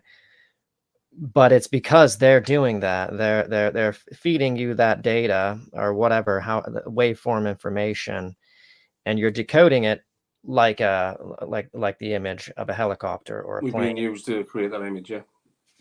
Right, and there is a lot of precedent, in the abduction field of people seeing helicopters, which aren't helicopters, which, all of a sudden, they'll look up and there's a helicopter right there, very low, to where, they would, of course, be just slammed with the sound of the rotor blades if it were a real helicopter, but it's just hovering there totally silently, revealing, that it's, something other than a helicopter, an actual helicopter, but it looks like a helicopter from the person's perspective.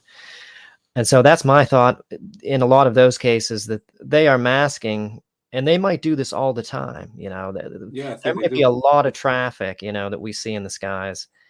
And that's how they're doing it, and that's how they're masking all of their comings and goings from bases and things. They might have some kind of, with the technology that they have, way to hack into everybody's perceptual system and make them perceive it as a Boeing 747 or what have you. So they think they walk amongst us as well, because they have the ability to. People think they got technology and they shapeshifters. They're not. They change our perception of the way we see them. So we see them as human, and a lot of time they're not. I've seen someone I know's face glitching, and it was a clear glitch because she moved away from me as her face was glitching. So, we don't really know who's around us for that. No, yeah, we really don't. If that technology exists, it could be everywhere. It just could be really common, and it could be like they live. I think it is common. I think it is. It's a tech that's suppressed from us, but I think it's old technology. I don't think it's anything new. Right. Yeah. Something Yeah. we've been using for a long time. Yeah, no doubt about it. So moving on, is there any additional notable UFO experiences? And then maybe while we still have time, I do want to cover the reptilian Yeah. experience. Okay. Although Yeah. we might not be able to go, I wanted to go deep into Freemasonry and all that, but maybe we'll do another podcast on that, and Yeah. No ritual problem. magic and all that. That could be a podcast all in itself. Okay. Um, I can cover that, what I saw, if you want, as a kind of you know warming up kind of thing, if you want, if we're going to yeah, do this again. sure. Yes, absolutely. Yeah. Yeah. I've had loads of different sightings. There was one very quickly, one sighting, and it was a friend of mine who was staying in a house I was living in years ago, and I was dropping him home at 1 o'clock in the morning, driving him home, and we got a mental hospital which I live right behind now. I'm kind of home, right? But it's a mental hospital called Kevin Coyd, is in Swansea, and as I was driving him home, I was the road we were on. The mental hospital is kind of on top of the hill, elevated, and above the hospital, 1 o'clock in the morning, there was a huge orange ball, and my first initial thought looking at it was, that's the sun, and then realizing, no, it can't be the sun. So I managed to drive pretty close to it, to an opposite kind of hill, which is very close, looking at it. And while we looked at it, it looked like the sun. It looked like it was burning, this orange ball, but it shot off into the sky. And as it shot off into the sky, it turned white, and it had like a spiral tail behind it. I'll never forget. And it went up there really, really quick. So that was another sighting that sticks with me. That particular thing is it's not a usual sighting of a disc. Yeah. And I've heard about those sightings as well. I actually know a person who swears that on a couple times on her way home from work, there were two suns in the sky. And it's my feeling that, one of those was the real sun and the other was not another sun, but was some type of craft. And that is how a lot of people who have had sightings describe the light that they see. And this is, I think that the sort of plasma effect of Right, field plasma. propulsion vehicles is that it resembles in some way the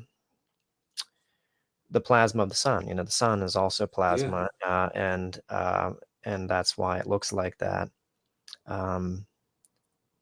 It was But yeah, interesting that it was above a mental hospital, because you kind of wonder what it might be doing there above that place. right, The people yeah, in there, you got people in there with suffering with schizophrenia and everything, and are they really suffering with schizophrenia?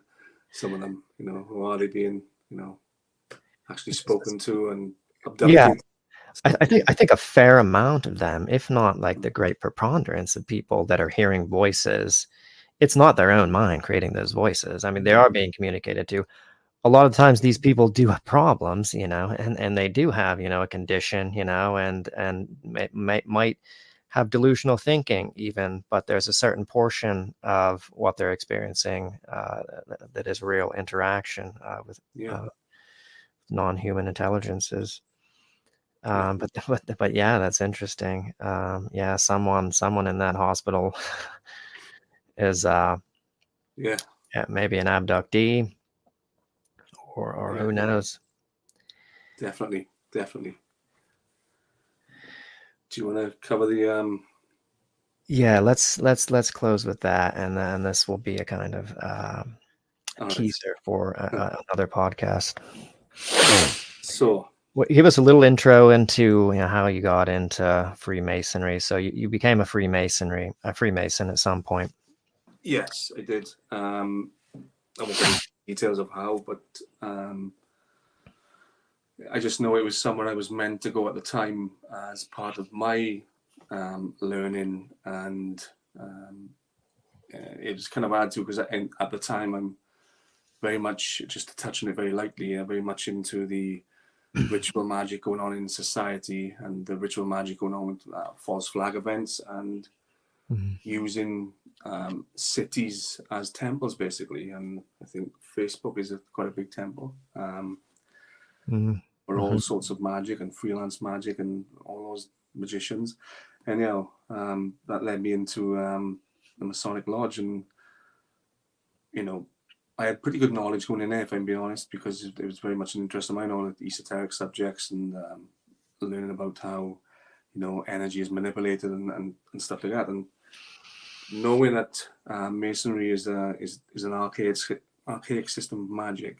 I was interested to learn. I got to say it as well. There's a lot of good people in there, so it kind of gets a bad press with people thinking everything to do with it is evil and stuff like that. And it's good and bad everywhere. These people are not intentionally evil or in any shape or form. Maybe higher up.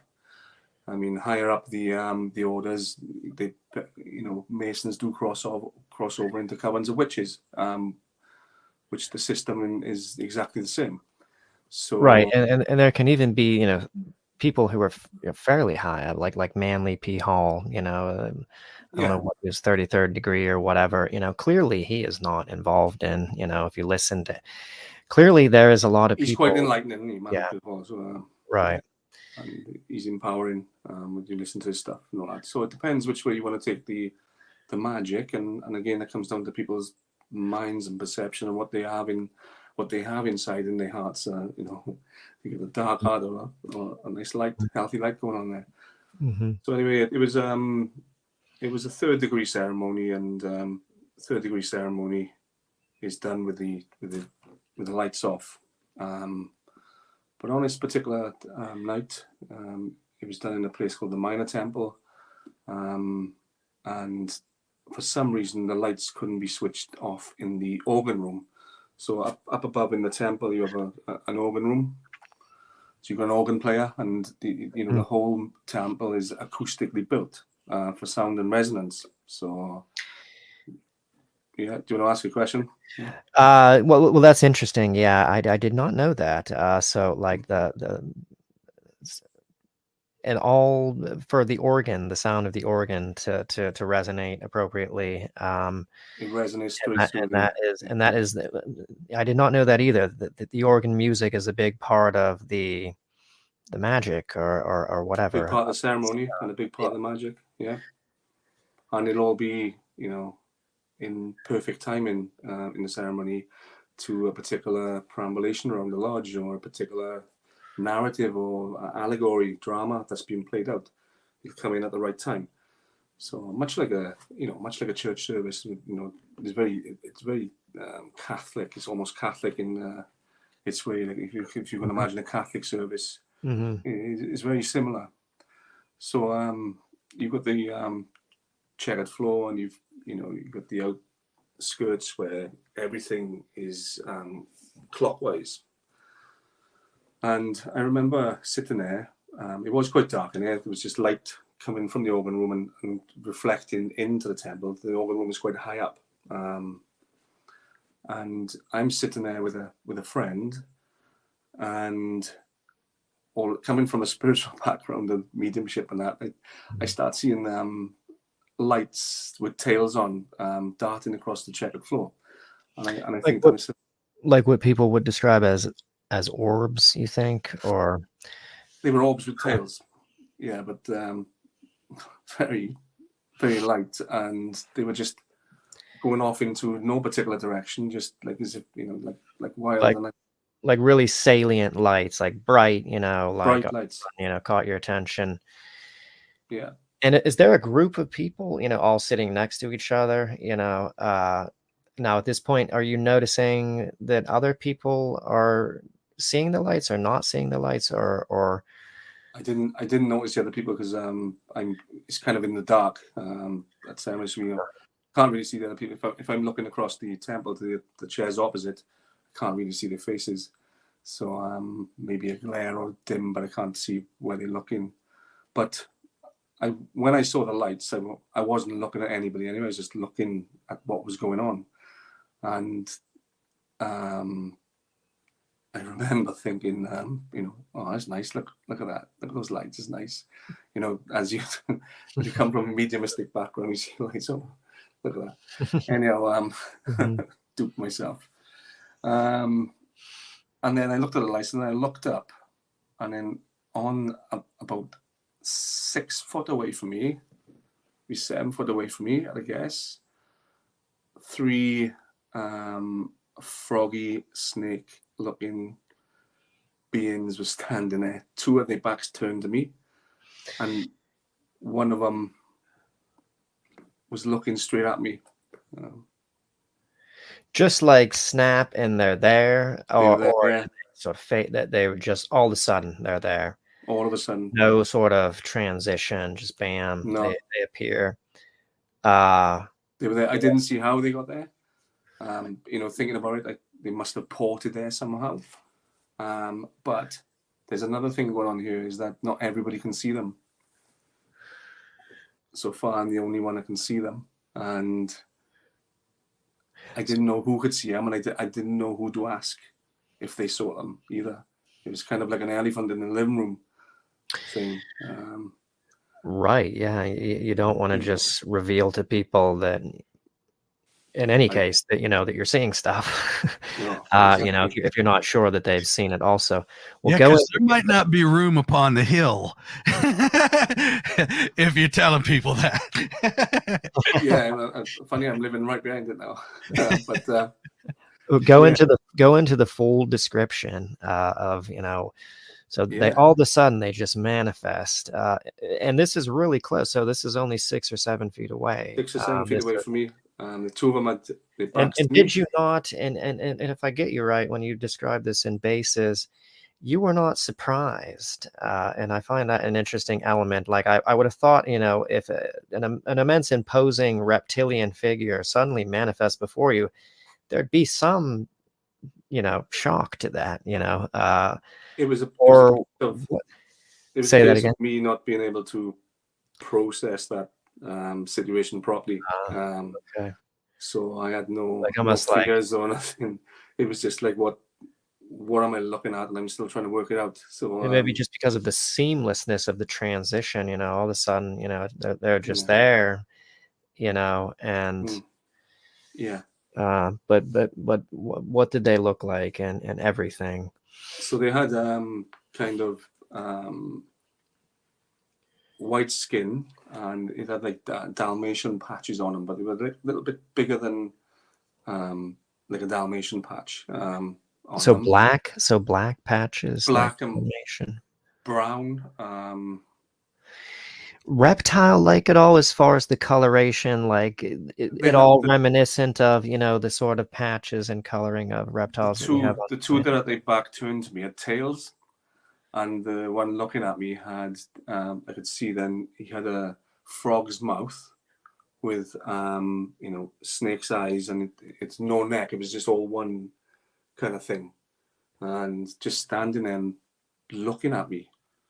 And I was looking back at it and looking at you, motionless, not eyes not shifting around, not or just shifting, fixed looking on at you. me. It's close enough that I can see he's looking straight into my eyes. And that whole thing lasted for about a minute, and then they just disappeared. And I didn't see how they left either. So how tall do you think? Very tall, human height? I would say maybe 6 feet, 7 feet. They weren't super tall, like has been described in a lot of reptilian sightings. They were, our height really. And the ones where you could see their tails. Now, did the tail just sort of come out and then down and lie on the ground, like? Yeah, it was on the ground. It was coming out of the back, lower back, and just onto the ground. It was quite a long tail. So quite a long tail that kind of snaked a little bit. And how were they standing? Now this is a ritual that's going on. Are they in any kind of sort of formal stance or anything? Were they all standing the same exact way? They were standing upright, and the one that was looking at me, had a Masonic wand in his hand, which is very interesting. But they were part of the ritual. I don't know how they were doing it. Now, what is a Masonic wand, and what does that look like? It's a wand that, in a ritual that people will hold and perambulate around with and use. So it's literally called a wand. I can't remember just off the cuff who would hold that wand, to be honest with you. But and what's on? Is there something on the end of the wand, or yeah, is it there's like an emblem on the top of the wand, or it's like a bronze thing on the top of the wand. So yeah. And it was identical to the wand that Freemasons Oh yeah, used. it had it in his hand. It had it in his hand like that, and he was just looking at me, and it was just surreal. And only one had a wand. Only one. Yeah. Any kind of facial expression, or were they entirely stoic? Any kind of grimace, or His face didn't move. It's just a stare. It didn't make any kind of no twitches, no movement, nothing with his face. Just staring. And so the mouth was. Now, when you say frog mouth, how do you mean frog It was mouth? exactly like a frog's mouth. Like a frog. Exactly like a frog's mouth. Yeah. Yeah. And what about the eyes and then the nose? The eyes was kind of a snake-like eyes. That's the only way I can describe it. It just looked like a snake. But the nose was quite. As far as the pupil, how are they snake-like? As far as the pupil being a vertical pupil, or as far as the actual shape of the eyes? The shape of the eyes is all I could see. I didn't see the pupils. Good enough. I didn't get a good view of the pupil. So I was only partially lit up there at the time when I saw it, but didn't get a good look at the pupils. Nose is quite flat, like almost like no nose. Okay, like almost like smushed in, maybe. Kind of like almost really, like really close to the face. Yeah. Very interesting. And so I have heard before. I think I have heard that people. There is a minority of reptilian encounters where they see a white reptilian, and I think there's someone out there. I don't know if this is Simon Parks, that has said that the white reptilians, I think, are royalty, or of some kind of. That's what I thought. That was your feeling. That was my initial feeling there, because of the skin reminded me of the thing that the royals wear around their necks on those I don't even know what to call them. You see that white furry thing around their neck, and that was their skin. That was their skin looked, so the texture was abnormal. It's kind of had a ruffled kind of texture. The texture looked leathery of them. But I see that the royal family in certain ceremonies will wear that furry. It's like a top in it with a furry white thing around, and that looked like their skin. So that's why I thought. That's an interesting detail, and perhaps that reveals something as to the origin of that thing that the royals wear, and there's some kind of connection with that, which I don't think anybody's ever talked about before, as being potentially related to these reptilians. And so then they sort of disappeared in the same way that they appeared, like just gone, like within a fraction of a second, there's nothing. Yeah. And so no one else saw them, or no one that you know of. No one that I know of. I asked the question to one person that I trusted, and they didn't know what I was talking about and who was there. And so I didn't ask the question anymore. I just left it. But I don't think there's a single day that goes past I don't think about it. It's kind of burnt in my mind. Right. And so the fact that the lights were unable to be turned off, which is kind of an odd thing.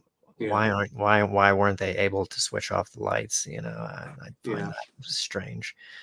Do you think that that's done so that in case there's anyone, you know, who's got psychic perception that could potentially perceive them, that if that happens, it will be too dark and, you know, they won't be able to notice anything? Maybe. Or I've often thought about this, and I think it comes down to levels of clairvoyance as well. So I think that would give someone a clairvoyant person a greater chance of seeing what's actually going on. When you look at ancient Freemasonry or Egyptian Freemasonry, the worshipful master of a lodge in Egyptian Freemasonry was always a clairvoyant and would always sense the energy in a lodge and remove any disharmony, because you can't have it, because it would ruin the magic. So they would remove them. disharmony as far as humans who might be in emotional states potentially, or Squabbling between two people that wouldn't be acceptable in ancient Freemasonry. so they don't want any negative energy. Nothing at all. Interestingly. And this is when I believe the craft belonged to the people, and the lodges were mixed, both male and female, because it's masculine and feminine energy. It was known that, you know, it was a trinity that went on in those ceremonies. It was connecting the physical, the mental, and the spiritual together through a system of allegory and drama, sound and resonance and acoustics. And with that, they would link into the spirit realms and communicate with different entities back then. And the magic that was built in the temples back then was sent to part of the earth that needed the healing. Now, this is ancient stuff, and this is the stuff you don't see in Freemasonry anymore. The energies, the temples have been switched around, and the energy's been bypassed. It goes somewhere else. So it's a very powerful system. Yeah. All of the mystery schools, which is I think what they originally were, just, I mean, isn't that your understanding that secret societies originally, were secret societies because that they'd be persecuted, if this was out in the open, and it had to be secret for that reason in order to protect the information, and that if you trace back, most secret societies, they were benevolent and positive towards the interests of humanity at one point in time. But since then, do you think that all of them essentially, have been co-opted and hijacked in some kind of way, or inverted? I think the whole system has been hijacked and inverted, as you say. I think that's happened. That's been depowered. You have a system of magic that relies on masculine and feminine energy in the right places within the right ceremonies, but you've got no women there. So where's the friction of the masculine energy to get that power coming from? It's not. So it's totally depowered, and it's not working the way it's supposed to work. And if you look inside a temple, it's the reflection of our anatomy. You have all the 7 chakras on the ceiling. You enter in the womb, you enter in the mother when you go into those temples. But everything that's done now is not naturally to do that anymore. It's depowered, as I say. So why the change, do you think, Mark? What happened that this change happened over all these years? I think there was a time where anything to link us with who we are, our consciousness, our magic, our true heart source energy, was dismantled in every shape or form. It's like the burning of the witches. It's like I think it all happened in a short period of time. I think the Jesuits got into the Freemasons and just inverted everything, as you say, Jim, and that's exactly what happened. Things in the wrong places, women out, and teachings not wrong. I think they keep those teachings for themselves, the truth of the magic in the higher orders. I think they do that, but I think they don't give it freely anymore like it used to. It used to be a craft and a map of our reality, but it's not no more. Now it's twisted and inverted. Now it can be very dark magic in areas, but not everybody in there is into dark magic and stuff like that. It's some really good people in there. So, and some people are not aware of what they're doing. They don't have the knowledge. And people can be there for different things. You know, they could be lonely. They could be, you know, living on their own, and they go into literally make friends and meet people in that Right. way. And of course, you know, the totality of Blue Lodge Freemasonry, you know, are people uninvolved, you know, in anything. And maybe even, you know, up to the 33rd degree. I mean, some people believe that it isn't until you get to what people think are the maximum level degrees that you get to, I think, what David Icke describes as the Illuminati degrees, you know, which extend beyond the 33rd degree. And that's when have you ever heard of this? That there is I don't know if you would call this a ritual or a ceremony where they take you and they bring you in front of a Bible, and then they ask you to spit on the Bible. And if you refuse to, you're patted on the back and they say, you know, good, you know, you passed the test. And that was, you know, what we wanted, you know, you to do.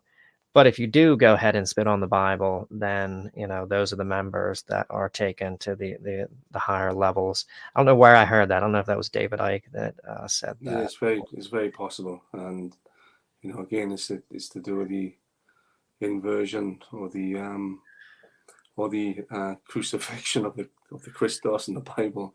It's you know, there's a clear separation going on there.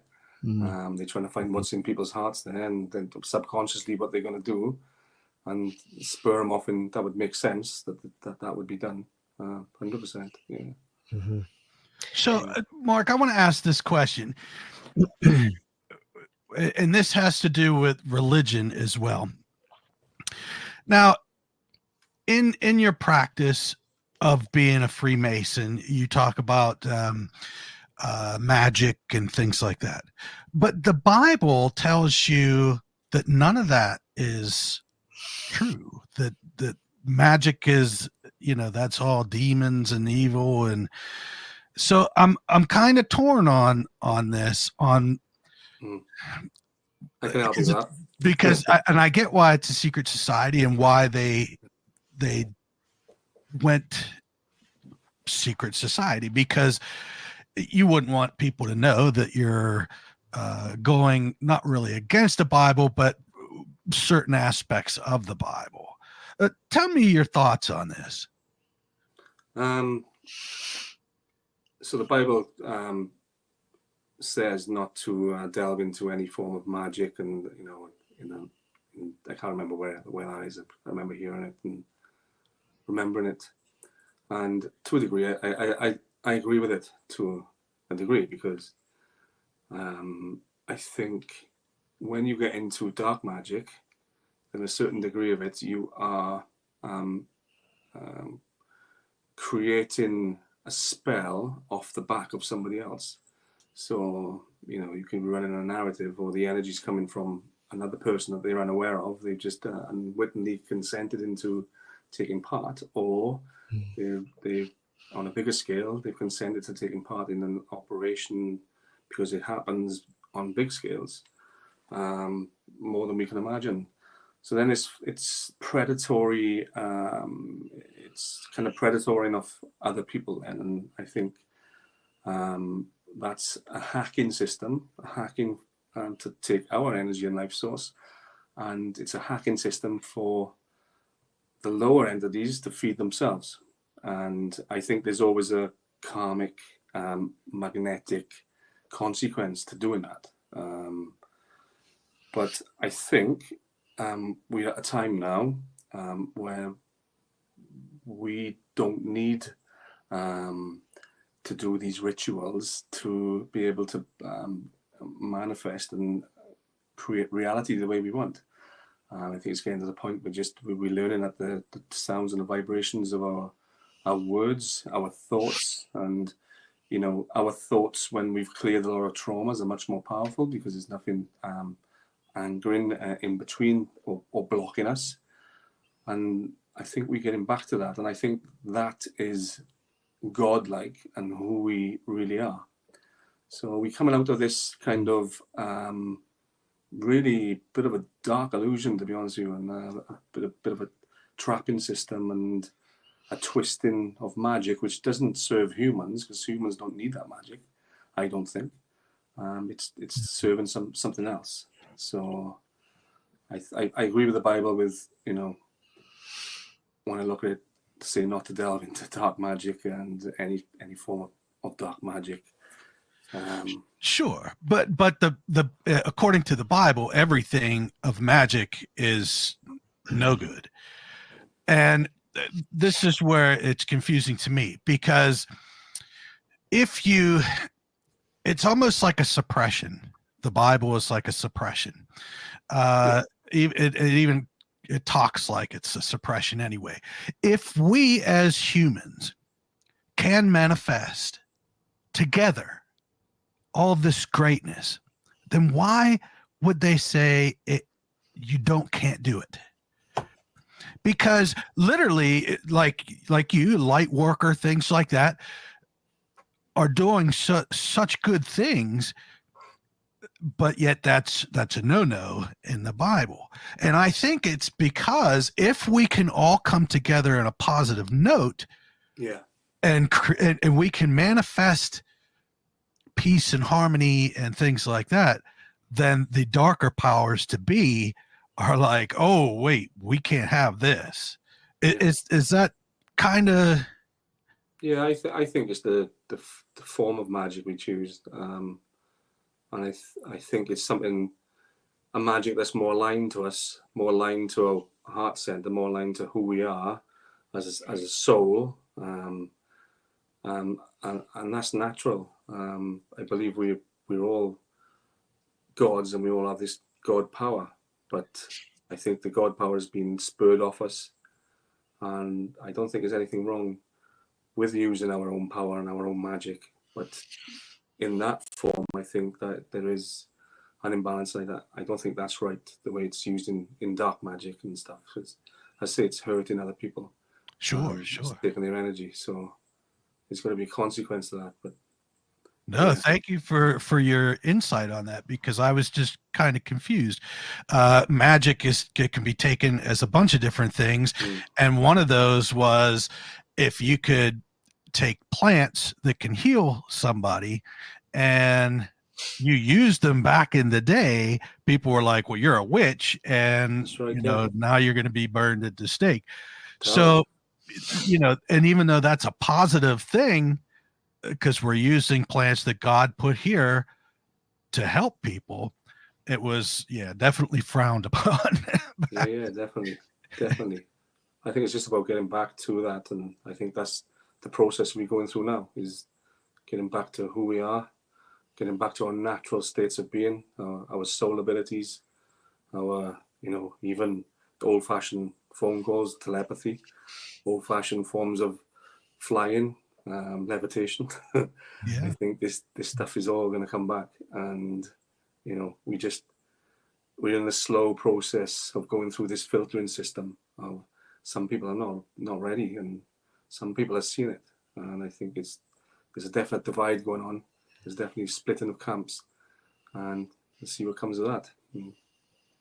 Yeah, because it seems like there's so much negativity nowadays because of politics and wars and all these different things, and the disinformation on all sides, that people that want to believe in the goodness of humanity are now saying to themselves, hey, this is, I don't even know where to believe anymore, because I'm being torn in so many different pieces. So I think politics is slowly degrading and crumbling. I think that whole system is slowly coming down. You see all the corruption in there. It's more evident now than any time, particularly in your guys' country, with what's happening there with Biden and everything. And it's interesting to watch the unfoldment happening there. And to me, there's an energetic component to that in a light realm that you can't see. That's kind of the drama playing out is like the end user result. We've seen the end of it, but there's something bigger going on behind the scenes energetically. So again, it's like Freemasonry, and they're playing out ceremonies, and they're perambulating around, repeating themselves, taking turns of being in the big chair, and is no different. So I think people are waking to that, and they've seen it, and maybe nobody turn up for the voting anymore in the end, and it'll be interesting to see what they do with that in the future. But it's really interesting, all of it. Yeah, that would be a good subject for another podcast. Yeah, all the ritual magic and how they've been using the false flags, and what has been going on there with that. But yeah, maybe we should wrap this one up since it's well over 2 hours. Okay. Yes. And, thank you so much, Mark, because your insights and the things that you are talking about, it's just so fascinating, especially like Freemasons, Knights Templars, things like that, that people don't really hear about, and they're not quite sure what these things are. And I myself am very fascinated with that stuff as well. Yeah. And I think that it's good to have people like you on to explain about this magic that was once used. Yeah. So I think information is to empower us and not to put us into fear. When we put into fear with stories and that, it was really externalizing our perception instead of taking it back within. So I think it's very important to get grounded and empower ourselves and get back within. Anyhow, guys. Yeah, absolutely. Well, thank you, Mark, so much Thank for you very coming much. on. I definitely want to have you back on. There's so much more that we can discuss and talk about and learn from each other on. Yeah. Jim, is there anything else you would like to close with?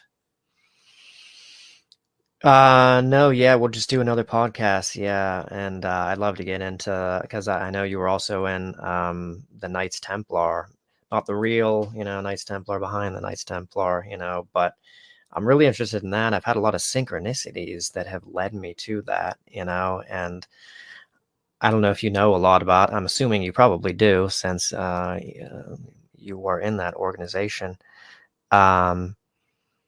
I'd love to maybe get into that sometime, and yeah, and the false flags and the ritual magic. Yeah, we'll just do another podcast.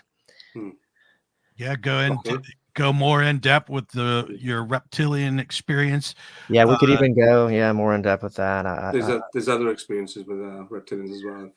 Yeah, we did not cover one of your them, but yeah, we can talk about them. Good. I wasn't actually in the Knights Templar for long, just to correct you. Okay. But I saw the the doorway into the real Maltese Templars, because that was spoken about. So it's kind of a front, that one, and then there's a doorway into the proper one. Wow. Yes, I'm excited. I can't wait to delve into more of this. All right. Thank you so much, everybody, for joining in and liking and subscribing and all that good stuff. And I hope everybody has a wonderful evening. And Mark, thank you again so much. You're a world of knowledge and information. And I know that you guys are too. I definitely know from the questions that were being asked to you that others are definitely interested in what you have to say. Oh, brilliant. That's good. All right. All right, everybody. Have a good evening. Thanks, guys. Mhm. Cheers.